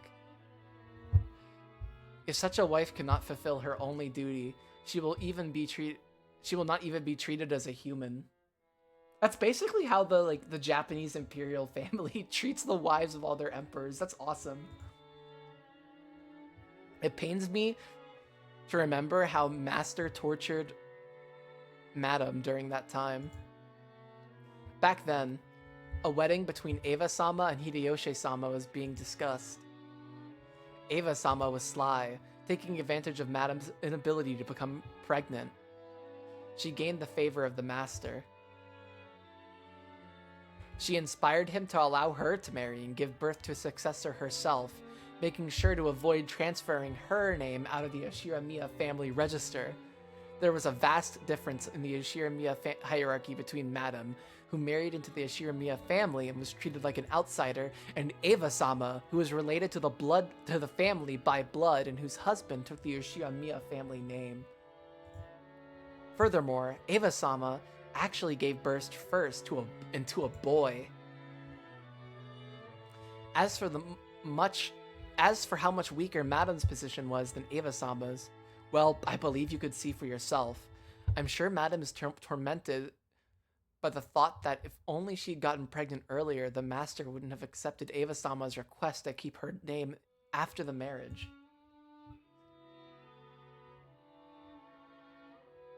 And Eva-sama wouldn't have been permitted to act as arrogantly as she did today. However, that was not Madame's fault. All of the blame lies with God's whims and the stork that delivered Jessica late. Okay. Even so, Madame won't allow herself to see things this way. She probably can't help but cry bitter tears as a woman at her inability to carry out the duties expected of a wife. Ah, how sad. I cannot do anything except watch over her from the shadows. Oh, I think we're in Kumasawa's perspective right now.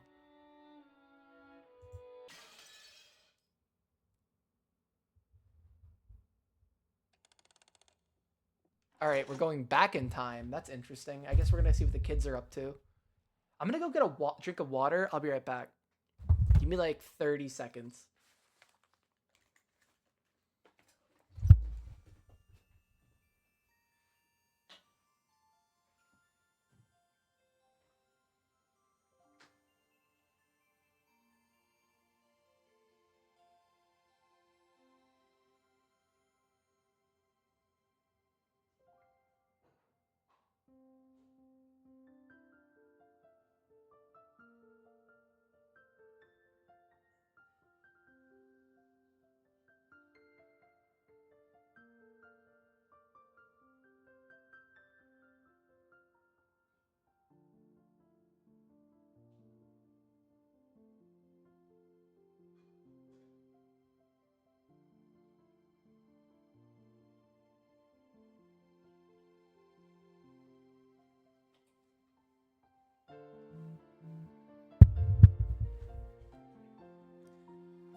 I really want to get one of those big Brita tub filters. They seem really cool.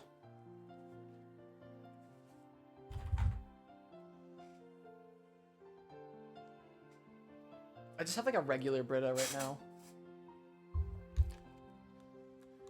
We crossed the hall again on our way to the entrance. As we did, we once again spotted that witch's portrait. However, spotted is probably not the best word to describe that experience. It was more like our eyes were inexorably drawn to it. The woman's eyes, with their sage-like glamour, definitely had the power to make those who viewed it stand rooted to the spot. So this is the witch Beatrice. Wonder if that story is true. Battler doesn't believe. Back when he had asked what this picture was, the first person to tell him had been Maria. Therefore, when Battler showed signs of doubt, Maria must have felt that Battler didn't have faith in her. Of course, that wasn't what Battler meant.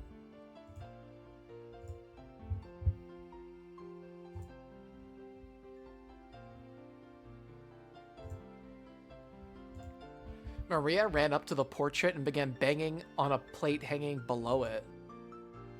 Oh, like the description. Maybe the title of the portrait was written there. Maria, trying to prove that she wasn't lying, obstinately continued to hit the plate.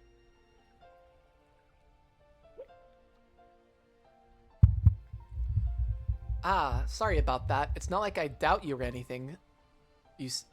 I doubt anything you said, Maria. Ugh. Battler believes. Ugh. When he patted Maria's head and apologized, she seemed to accept it. I need a toothpick.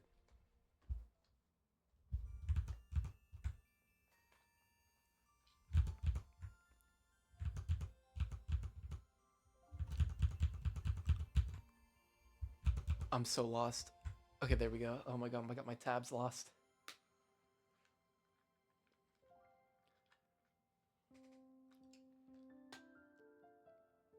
When he patted Maria's head and apologized, she seemed to accept it, sticking out her chest and proudly in.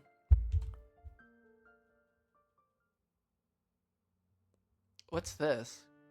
My beloved witch Beatrice? Behold the sweet fish river? What's this huge, weird... What's with this weird, huge epitaph? The plate did have the title of the portrait written on it, but it was much too long to contain only that. But beneath the title was what appeared to be a long epitaph.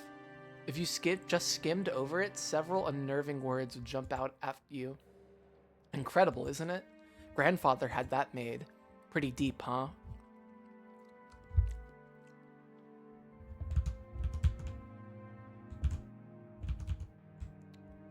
Ugh, I know. It's the place where the gold's hidden. The gold? Wait, is that the story about the Ishiramiya family's hidden gold? Oh god. Now, there's another thing I remember from long ago. Hold on.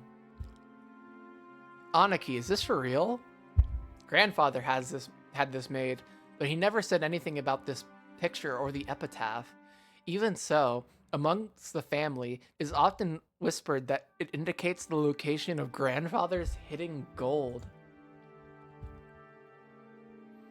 And that he will relinquish the inheritance and the gold to the person who solves the riddle. Battler's solving the riddle. Battler will become the head of the Ishiramiya family. I have no proof for this except my crack pipe. Ugh, I heard that too. I heard that too. Lots and lots of gold. Well, something like that. Something like 10 metric tons of what? I think a metric ton is 2,500?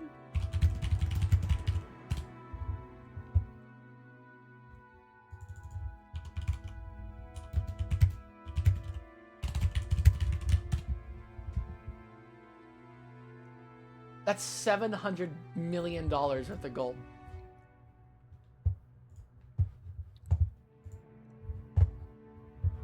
Yeah, I think that's enough. So this family's worth $1 billion. Unless, I think it's fake though. There's a potential this family's worth $1 billion. Still, when you read about it in an epitaph like this, it almost seems real. I think I already explained grandfather's upbringing, but let me mention also the Legend of the Gold. Grandfather succeeded the Ishiramiya family after it was destroyed in the Great Kanto earthquake.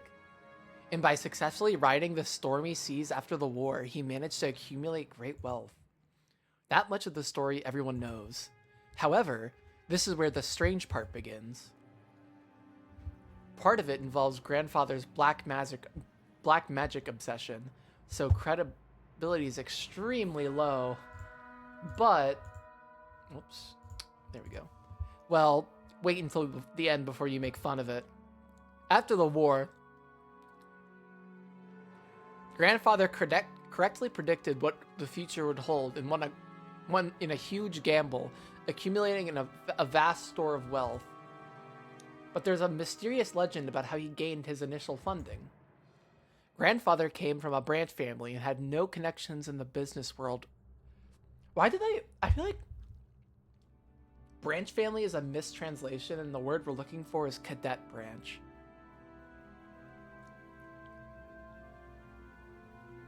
Like, I'm from a cadet branch of my family.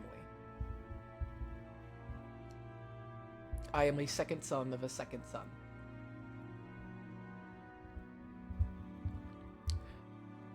Grandfather came from a branch family and had no connections in the business world or the financial world. Even though he later built connections with the occupying forces, he supposedly started as a nameless person who hadn't gained anyone's trust yet.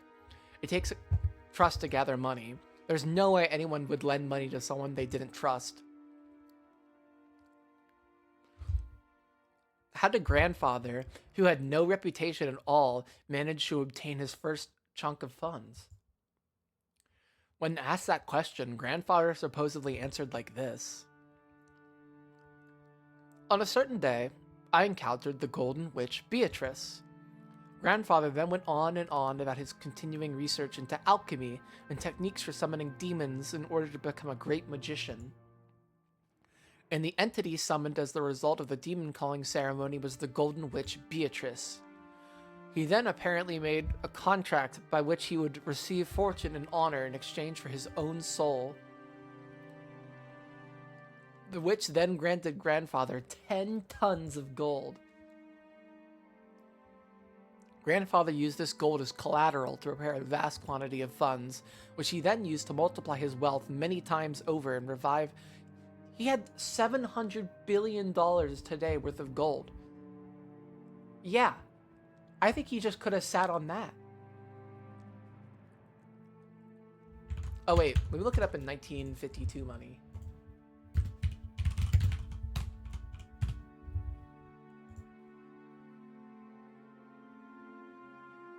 Nope, I'm not gonna math that out. That's way too much for me. Not my degree, not my monkeys. It seemed this story is so old that even our parents were told it when they were still children. So back when our parents were young, they'd explored this island in all sorts of ways, believing that the gold Grandfather had received from the witch might be hidden somewhere. However, since there was danger of them getting lost in the abandoned forest, Grandmother began to spread the story that the witch lived in the forest and approaching it was forbidden.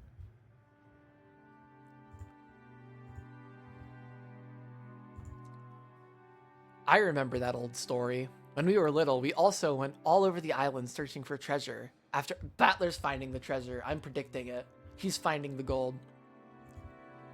Didn't we get lost in the forest once? Then start crying until someone of the servants found us? Our parents got so mad. Dang, that takes me back. We sure were idiots, weren't we?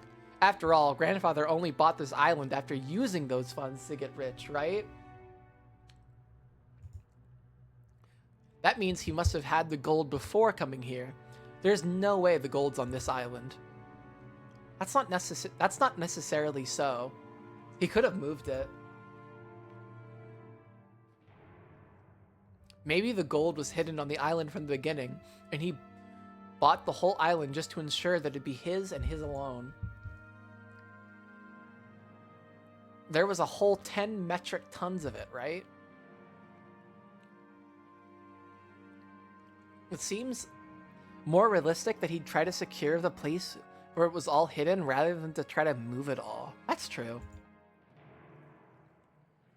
This epitaph was made 2 years epitaph.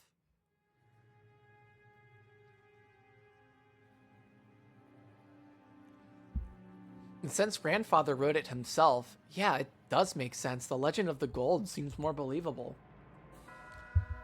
The so-called witch's gold that revived the Ishiramiya family weighed 10 tons. Maybe that's sleeping somewhere, ready to be turned over to whoever can solve Grandfather's riddle. Maybe that's why he did it. Ha! I guess that sounds like Grandfather's style or something.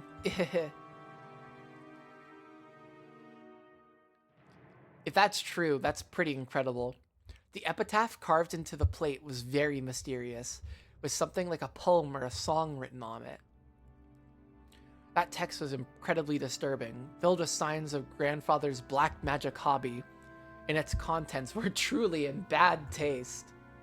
But it could definitely be viewed as a puzzle, which, if solved, might lead to the hidden gold. Are they going to tell me what it says?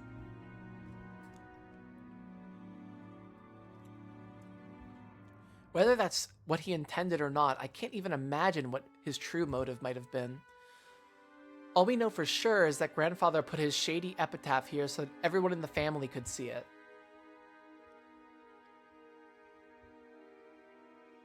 We also know that he's hinted at the existence of the gold without ever talking about where it might be hidden, at least so far.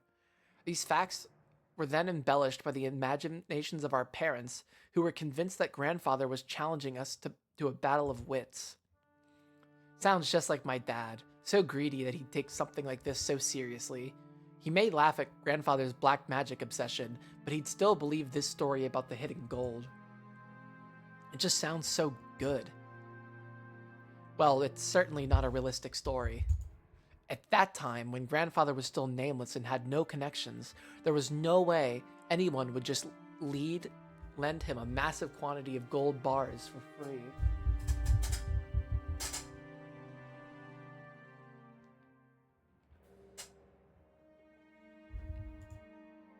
If such a person actually did exist, it's not unthinkable that grandfather would call such a sponsor a witch.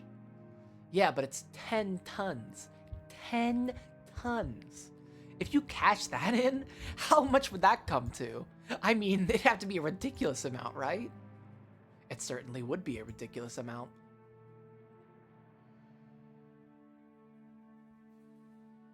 They say that the total amount of gold mined by humankind since the dawn of history is 100,000 metric tons at most. So he has 10% of the world's gold supply?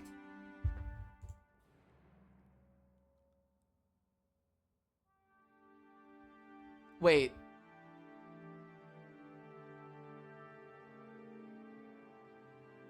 I don't think I'm mathing this right.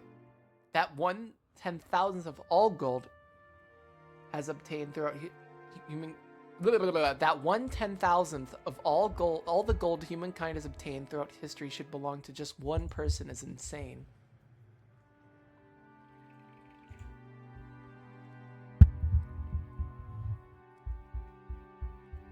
On top of that, this witch supposedly had all the gold collected in one place and was able to lend it to grandfather just like that. We're not talking about an ordinary person here. Well, to me, that 10 tons number... Oh, 10 tons. Okay, I thought it was 100 tons for some reason. Well, to me, that 10 tons number seems pretty fishy. After all, no one's actually seen it except for grandfather, right? Even if we assume the generous witch existed and let him some gold, it was closer to 10 kilograms than 10 tons. Maybe even 10 kilograms would be a pretty incredible sum, right? 10 kilograms of gold is how much? Maria, who wasn't following the story and felt like she was being spoken to in riddles, finally found a place where she could ask us a question. It was a question I also wanted answered right then. Whether it was 10 kilograms, what's lighter? A kilogram of steel? Or a kilogram of feathers?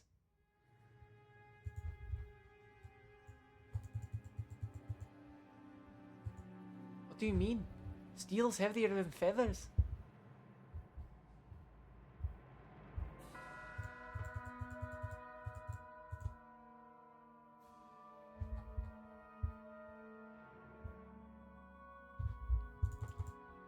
A kilogram of steel is heavier than a kilogram of feathers.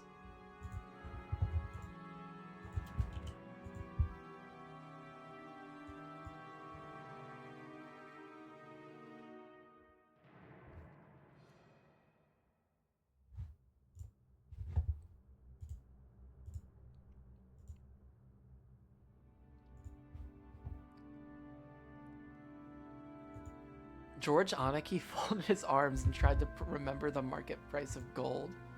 Well, even the value of gold is affected by the market, and the value of physical gold can change depending on its purity and trustworthiness of the foundry. You also need to pay handling fees to cash it in.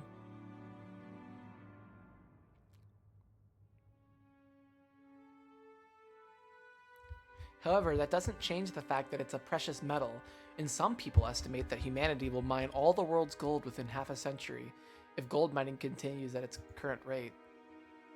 Just guessing haphazardly. I think you could expect a price of about 2 million yen per kilogram. Kilogram.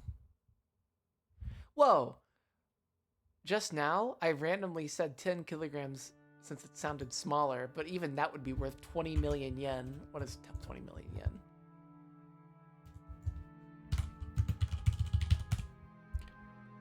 Yeah, it's that's like $140,000. That's a lot of money. That would be plenty enough to like start a business.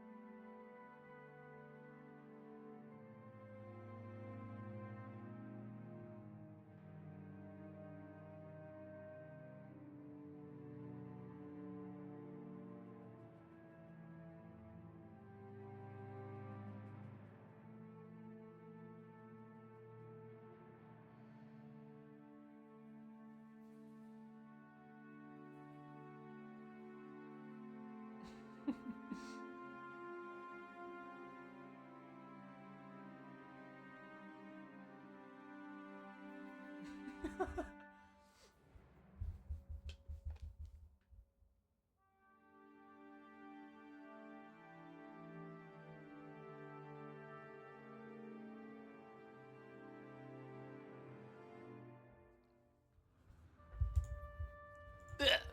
I weigh 28 kilograms. Which means that if we had Maria Chan's weight in gold, we could estimate its worth at over 50 million yen. That's just unbelievable. How much would 10 tons be then?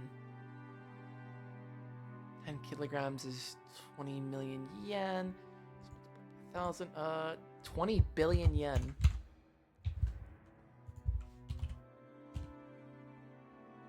$135 million in today's money. But the price of gold has gone up extremely since the 80s. And even in the past, like, year, I think. How much is 20 billion? Like, because electronics started using gold for conduction.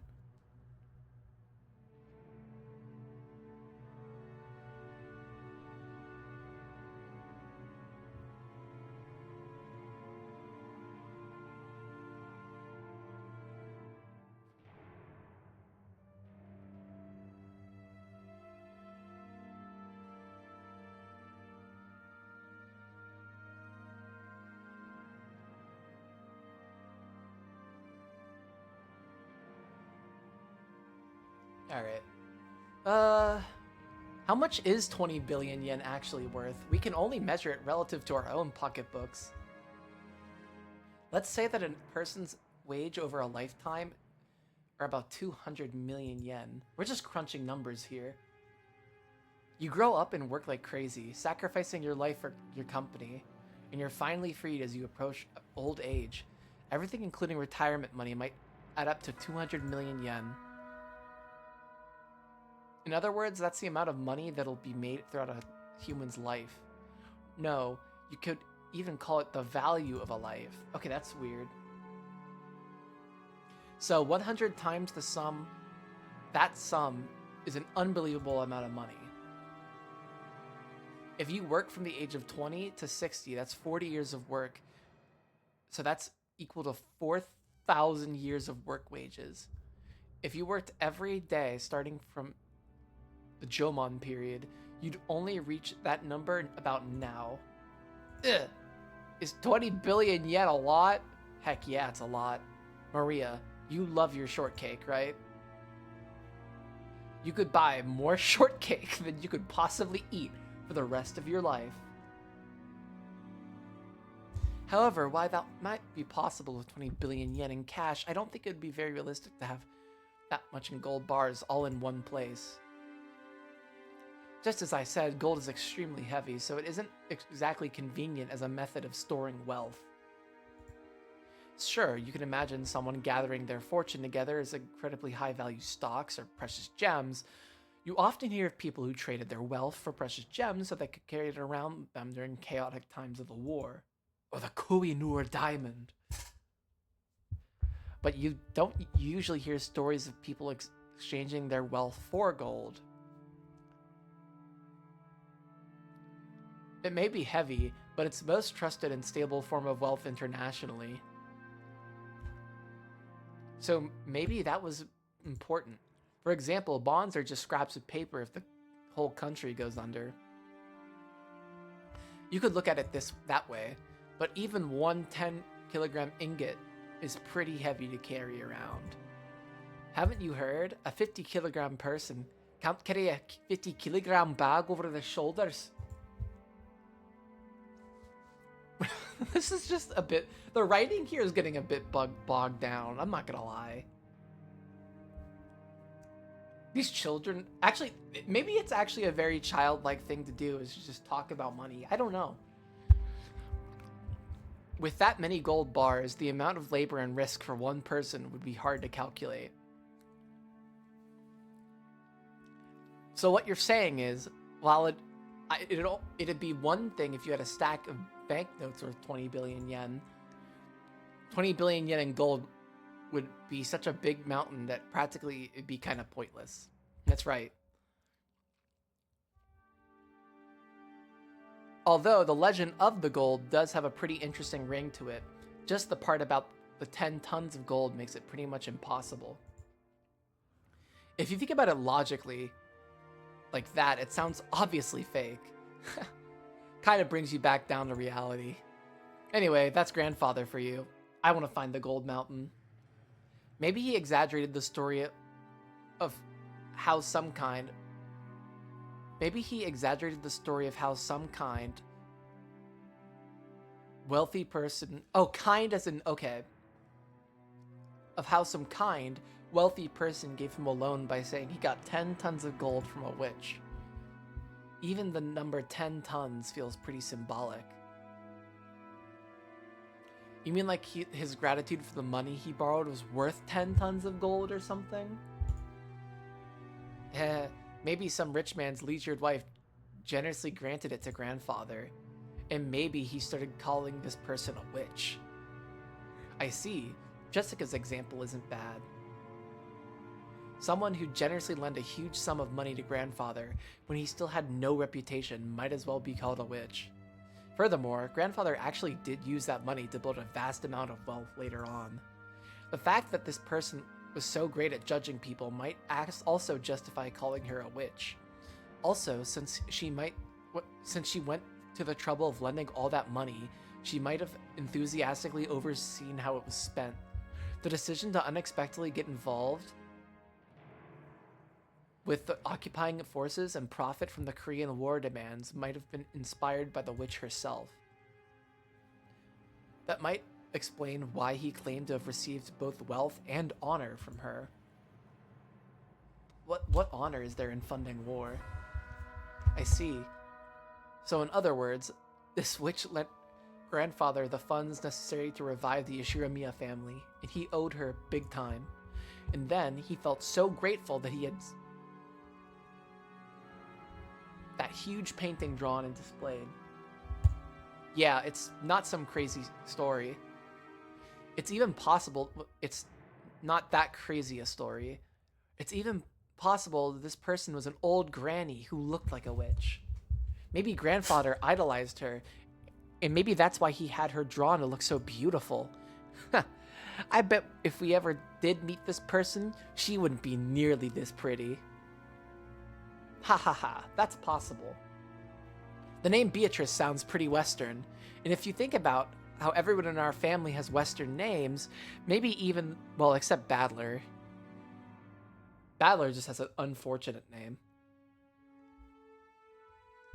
Maybe even the name Beatrice is the result of grandfather trying to rearrange some Japanese person's name to make it sound Western.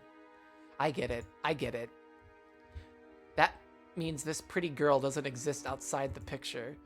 Guess that means I won't be able to rub those... Oh my god, I'm not saying that. In the first place, isn't having a witch pretty bizarre by itself? Like, you could find something like that anywhere on Earth.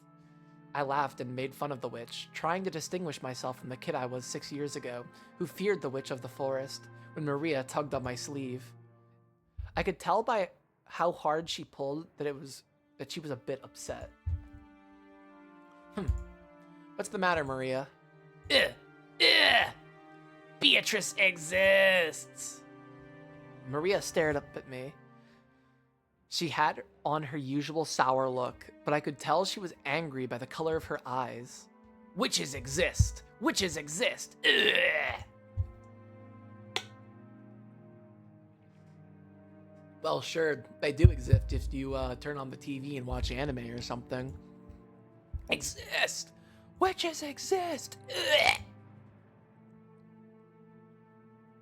I started getting impatient, not knowing why Maria was jumping on me. She's literally 9 years old. She is not acting like a regular 9-year-old. She's not okay. She's a witch. She loves to live deliciously. Then Jessica tapped me on the shoulder and whispered, "Dumbass, you're smashing a kid's dream. Maria really believes things like witches and Beatrice exist." Come to think of it, Maria-chan, in social studies at your school, when you were asked to write what you wanted to be when you grew up, you wrote a witch, didn't you? Maria nodded seriously. Tears started to run from the corners of her eyes. I see. To a girl who wants to become a witch in the future, the existence of Beatrice was proof that witches do exist in the world, and was therefore an image that she yearned after and admired. Exist! Exist! She's like Omni-Man. She's like pounding Mark is of course Battler. She's pounding him into the ground, insisting that witches are real. Witches exist, but Battler doesn't believe. Ugh. It's okay. Witches do exist. I believe it. I see them on Hinge all the time. George Aniki kneeled down and hugged Maria's head. Watching this, Jessica poked my side.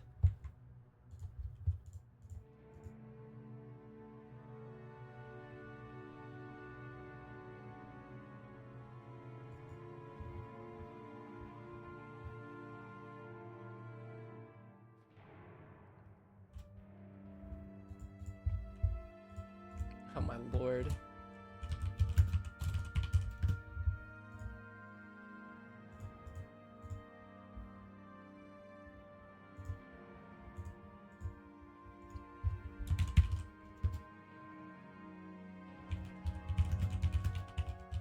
Yeah.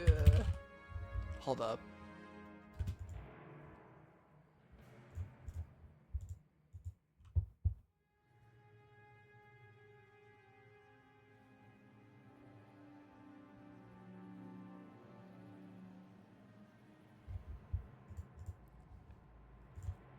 So that's what it is. It's like shouting that Santa Claus doesn't exist in front of a child who believes in him on Christmas Eve. I'm not the kind of guy who likes to shatter kids' dreams. What do you mean? It's hilarious. Oh, I'm sorry. I wasn't trying to make fun of your dreams, so I apologize. Beatrice does exist. Even now, she's living in the forest and comes to the mansion every night to peek in and see what everyone's doing. So you shouldn't go into the forest. At night, you mustn't stare into the dark forest. You might be able to see the witch of the forest. Beatrice.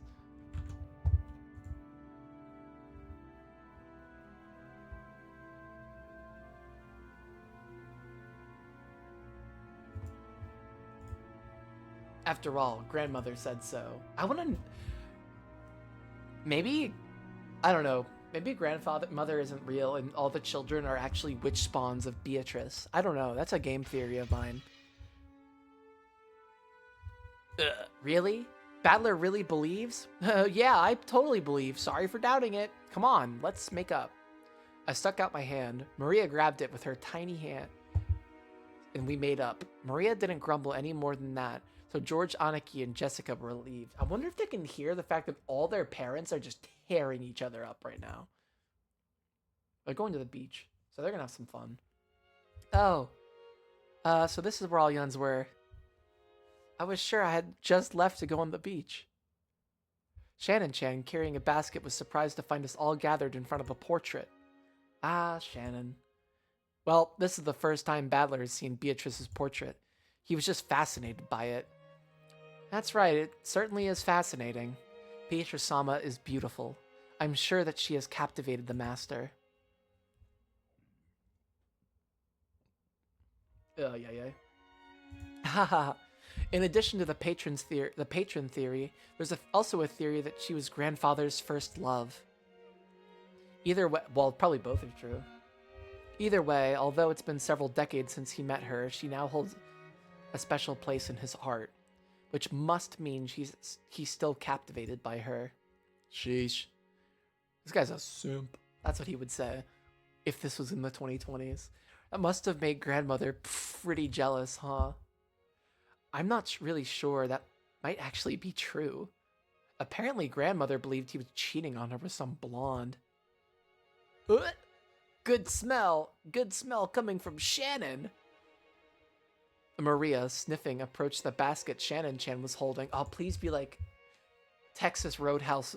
Bruh, Shannon has in her basket a loaf of Texas Roadhouse pumpernickel. After hearing that, I noticed the fragrance was a scent touch of vanilla. Ah, I apologize. I was told by Kumasawa-san to bring them to everyone. Wait, what is it? It's just the scent. Okay. What is it, I wonder? Oh, excellent. Cookies. Oh, vanilla cookies. Ugh. I want to eat cookies. Ugh. Please, eat as much as you'd like.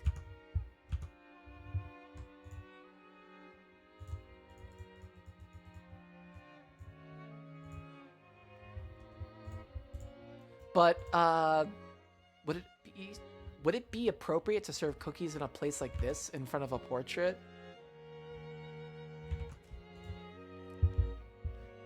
Shannon Chan sent us a glance that seemed to ask what she wanted to do about it. Well, yeah, I guess eating here would be bad manners, generally speaking. Why? Maria, why don't we eat someplace else? Let's put the cookies in a bento and have a picnic. Ugh! Have a picnic! Have a picnic! If we can eat cookies, let's go!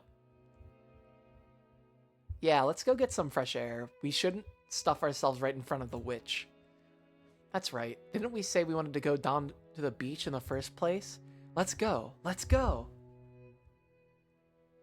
Shannon Chan. Sorry, but could I ask you to get us a blanket to sit on and some flasks of tea? Flasks of tea. Right, certainly. Shannon Chan received her instructions and gracefully bowed before retracing her steps. We headed for the beach on our own. Hold on, I'm gonna like stuff my face with cheese. It's gonna be like 30 seconds.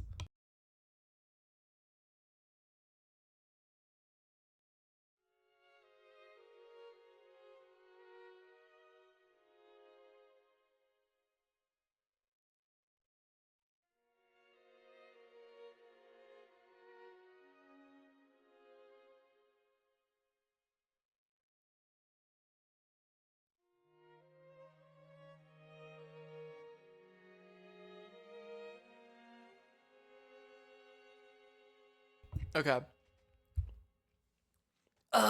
Battler, you still don't believe? Nope, I believe, totally. It'd be so much cooler this way. Anti-Occam's razor. There needs to be an the opposite of Occam's razor, like believing the most insane schizo shit because it's fun and it makes life more interesting.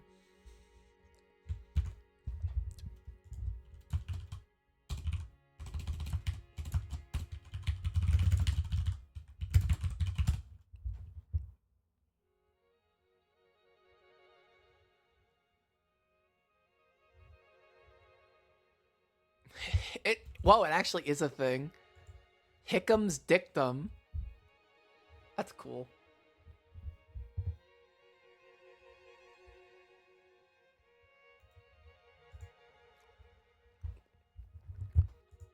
The Golden Witch Beatrice gave grandfather 10 tons of gold, and that gold might be sleeping around here somewhere. Besides, didn't grandfather write that strange epitaph as though challenging us to find it?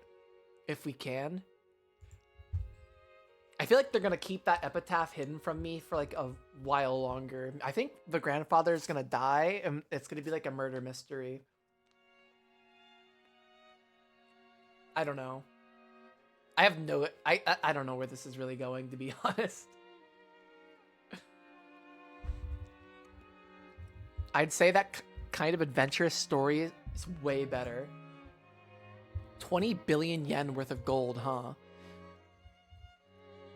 Heh, even if we split it up between the four of us, that's still a ridiculous amount of money. 5 billion yen for each of us. Incredible.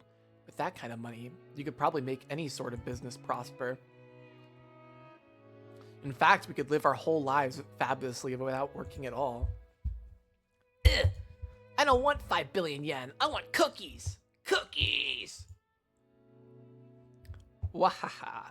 Maria would take cookies over money. Still, 5 billion yen, that's like a dream.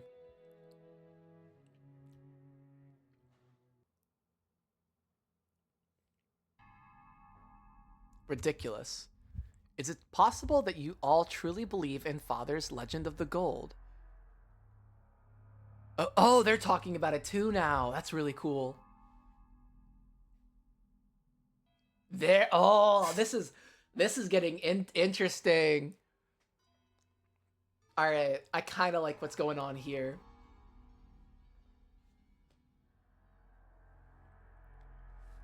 Of course, we don't believe that story about a witch giving him gold, but there's no mistake about the gold itself. The fact that Father obtained gold bars from an unknown source has been confirmed in several ways. We've heard that before the president of the Marusu company died, Father showed him a large pile of gold somewhere. Father used that man's claim as proof that there were 10 tons worth. That's just the nonsense of a senile old man. Along with Father, he was just fabricating a story. You can't take it seriously. If that gold didn't exist, he wouldn't have been able to gather so much funding. Before the president died, he was a person with such a sincere personality that he earned the respect of many in the business world. He wouldn't have become a partner to such fraud.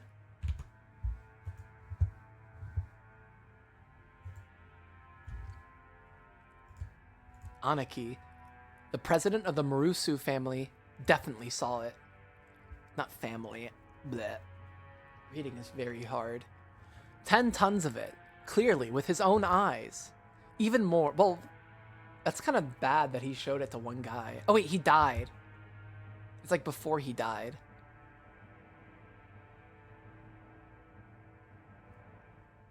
But nobody's confirming that.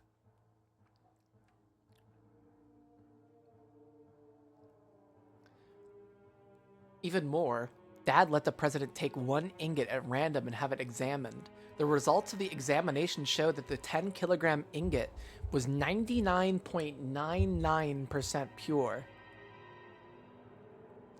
He said that the Yoshiramiya family crest, the one-winged eagle, was imprinted on it.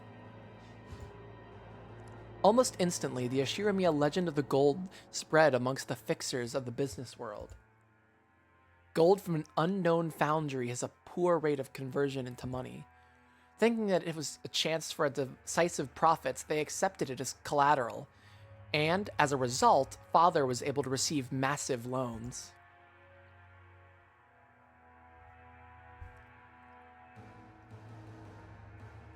Is there no limit to the absurdity you're willing to accept? How old are you people? Are you still taking that nursery tale you heard as children seriously? Where is the proof that this 10 tons of gold even exists? Aren't you just parroting the lies of Father and few of those close to him? Of course it's just a story, but still, Anaki. The amount of money Dad raised required a suitable amount of collateral. Even if the gold itself was a rumor, it's an undoubtable fact that he showed them a treasure of comparable worth. It was just an illusion of money created by our penniless father. He acted as though he actually had gold that didn't exist, fooling his sponsors. It was probably the gamble of a lifetime. Luckily, his use of those funds proved successful. If the Korean War demands hadn't come and the Yoshiramiya family had not been restored, Father would probably have been hounded after as a crook of the century. So you're saying that the gold never existed and that Father made it all up? Of course. Well, to be honest, I think this is what Kraus wants his family to believe. I think Kraus totally believes in this shit. Right? Based off everything they've told me about Kraus so far, I really believe he kind of believes this shit too. He has every reason to want to believe this and to convince his siblings that this shit's bullshit. If that's a prediction and I'm correct, I'm going to be drowning in media literacy. I'll be so media literate. I would love that.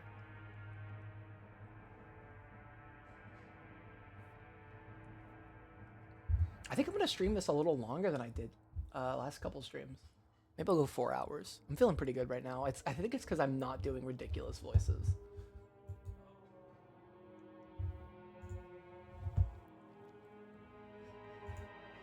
That's why, later on, Father added all that about the witch and the black magic, weakening the credibility of the entire story. In other words, he revealed that the illusion of the gold was a fabrication. If he claimed to have received the gold from a witch, no one would believe that it existed at all, right? It's also possible he said it for all of your sakes. Nevertheless, here come some stupid offspring wanting to divide up this non-existent gold along with the rest of the inheritance. Rosa, don't tell me that even you believe in a fabrication like this. He's always testing her. He's always like bringing her into it, and he always wants her to like comment. He's kind of a manipulator. I don't know. I think he's the bad guy. I can't prove whether or not father really had the gold. I just want to claim my rightful share as one of father's 4 children. Huh. It seems even you have started to talk it that way, Rosa. I see, so that's what you're getting at. What you're all getting at. You're trying to claim that I'm attempting to keep all the gold for myself. Nissan, you've gathered a massive supply of funds. That's a fact. If we rule out the possibility that you've been embezzling father's personal funds, then there's only one possibility left, right? That he's found the gold. Oh, they think that's the other possibility. Either he's embezzling his father's money or he's found the gold. That's actually really cool.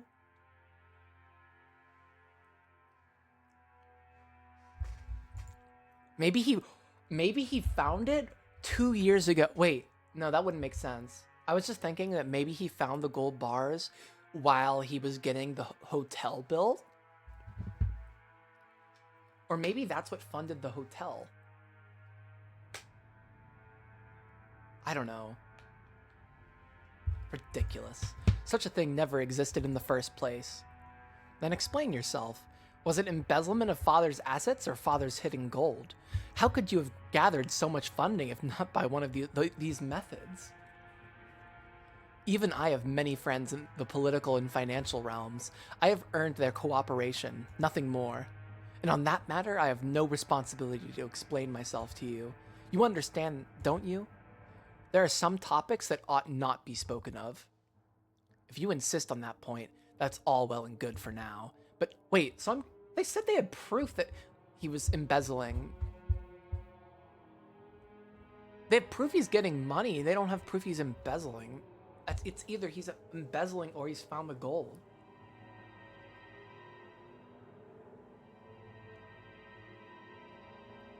But Aniki, Dad doesn't have long. Nobody can ensure that he'll live to see this day next year. The inheritance process will begin the instant of Dad's death. We'll arrange for lawyers and accountants who are impartial to all of us and have them inspect Dad's financial situation. I think the fairest way to do it for them is 40, 20, 20, 20. Right?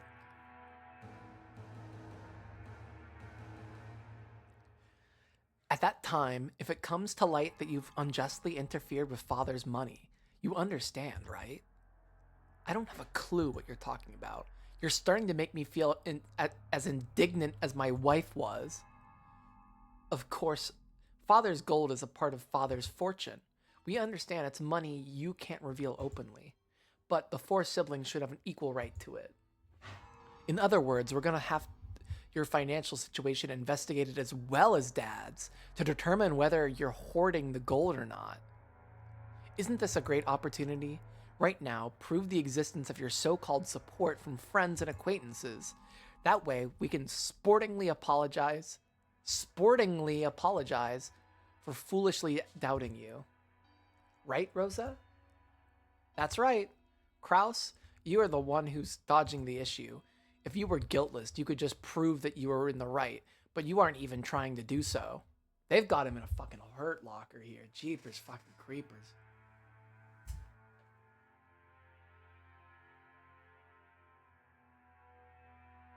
However, Aniki, we still have to consider your position here.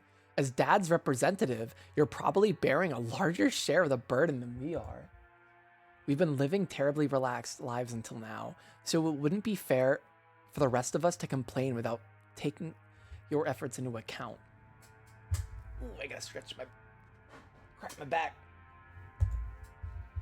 Huh. It seems you cannot make your mind whether to flatter me or slander me, please get to the point. Basically, randomly investigate nitpicky aspects of father's wealth seems like a pretty crude way to go about it. As you said, Kraus, there may have been some movements of money that are difficult to explain.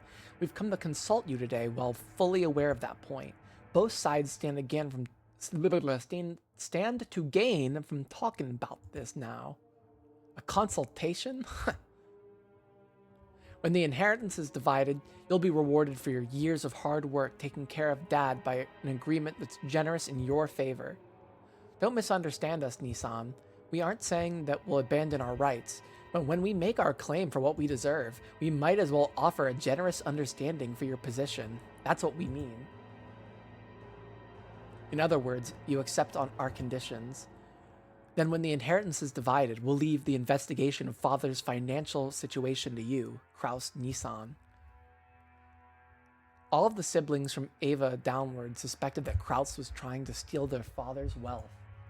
So letting Kraus report the state of that wealth was extremely contradictory and a huge concession. Well, it's good faith. It's actually really good faith that they're doing that. They're kind of throwing a bone his way, to be honest, but it's not contradictory at all. It's actually like the most family thing you could do. If, as they claimed, Kraus was embezzling money, Kraus would be able to hide that fact. Besides which, it'd be possible for him to control the distribution of the inheritance in a manner favorable to himself. Kraus, realizing that this sounded too good to be true, couldn't help but feel suspicious. He couldn't help but worry about what they'd ask in exchange. After mistrusting me completely, you now say that you're willing to restore our confidence in me as the eldest sibling? So what is it you want from me in return? Just what we deserve as siblings. You aren't the kind of person who'd steal Dad's property, but you also aren't being financed by some patron. Considering all that, there is a certain explanation that'd satisfy the rest of us. Nissan, you found 10 tons of gold and used that as collateral to gather some funding. Yes, just like Father did in the past, right? If that's the case, there won't be any funny business in Father's finances. You've always been a good son, looking after Father. Why'd we mistrust a person like that? You're being so roundabout, I can barely understand you. Please speak in clearer and more practical terms. Our first condition. Aniki, you must admit that you found Dad's gold. Are you asking me to admit I possess gold that doesn't exist? Our second condition. You'll acknowledge that each sibling has a right to a share of the gold, and you will pay out those shares. How foolish. With that non-existent 20 billion yen of gold, that would be 5 billion yen per person. Are you telling me to pay a total of 15 billion yen? Ridiculous. Keep listening till the end. We know that much money can't just pop out of nowhere. We're not asking you to make an impossible deal. Of course, regarding the portions of the gold, we plan to reward you plenty for your hard work until now. Our third condition.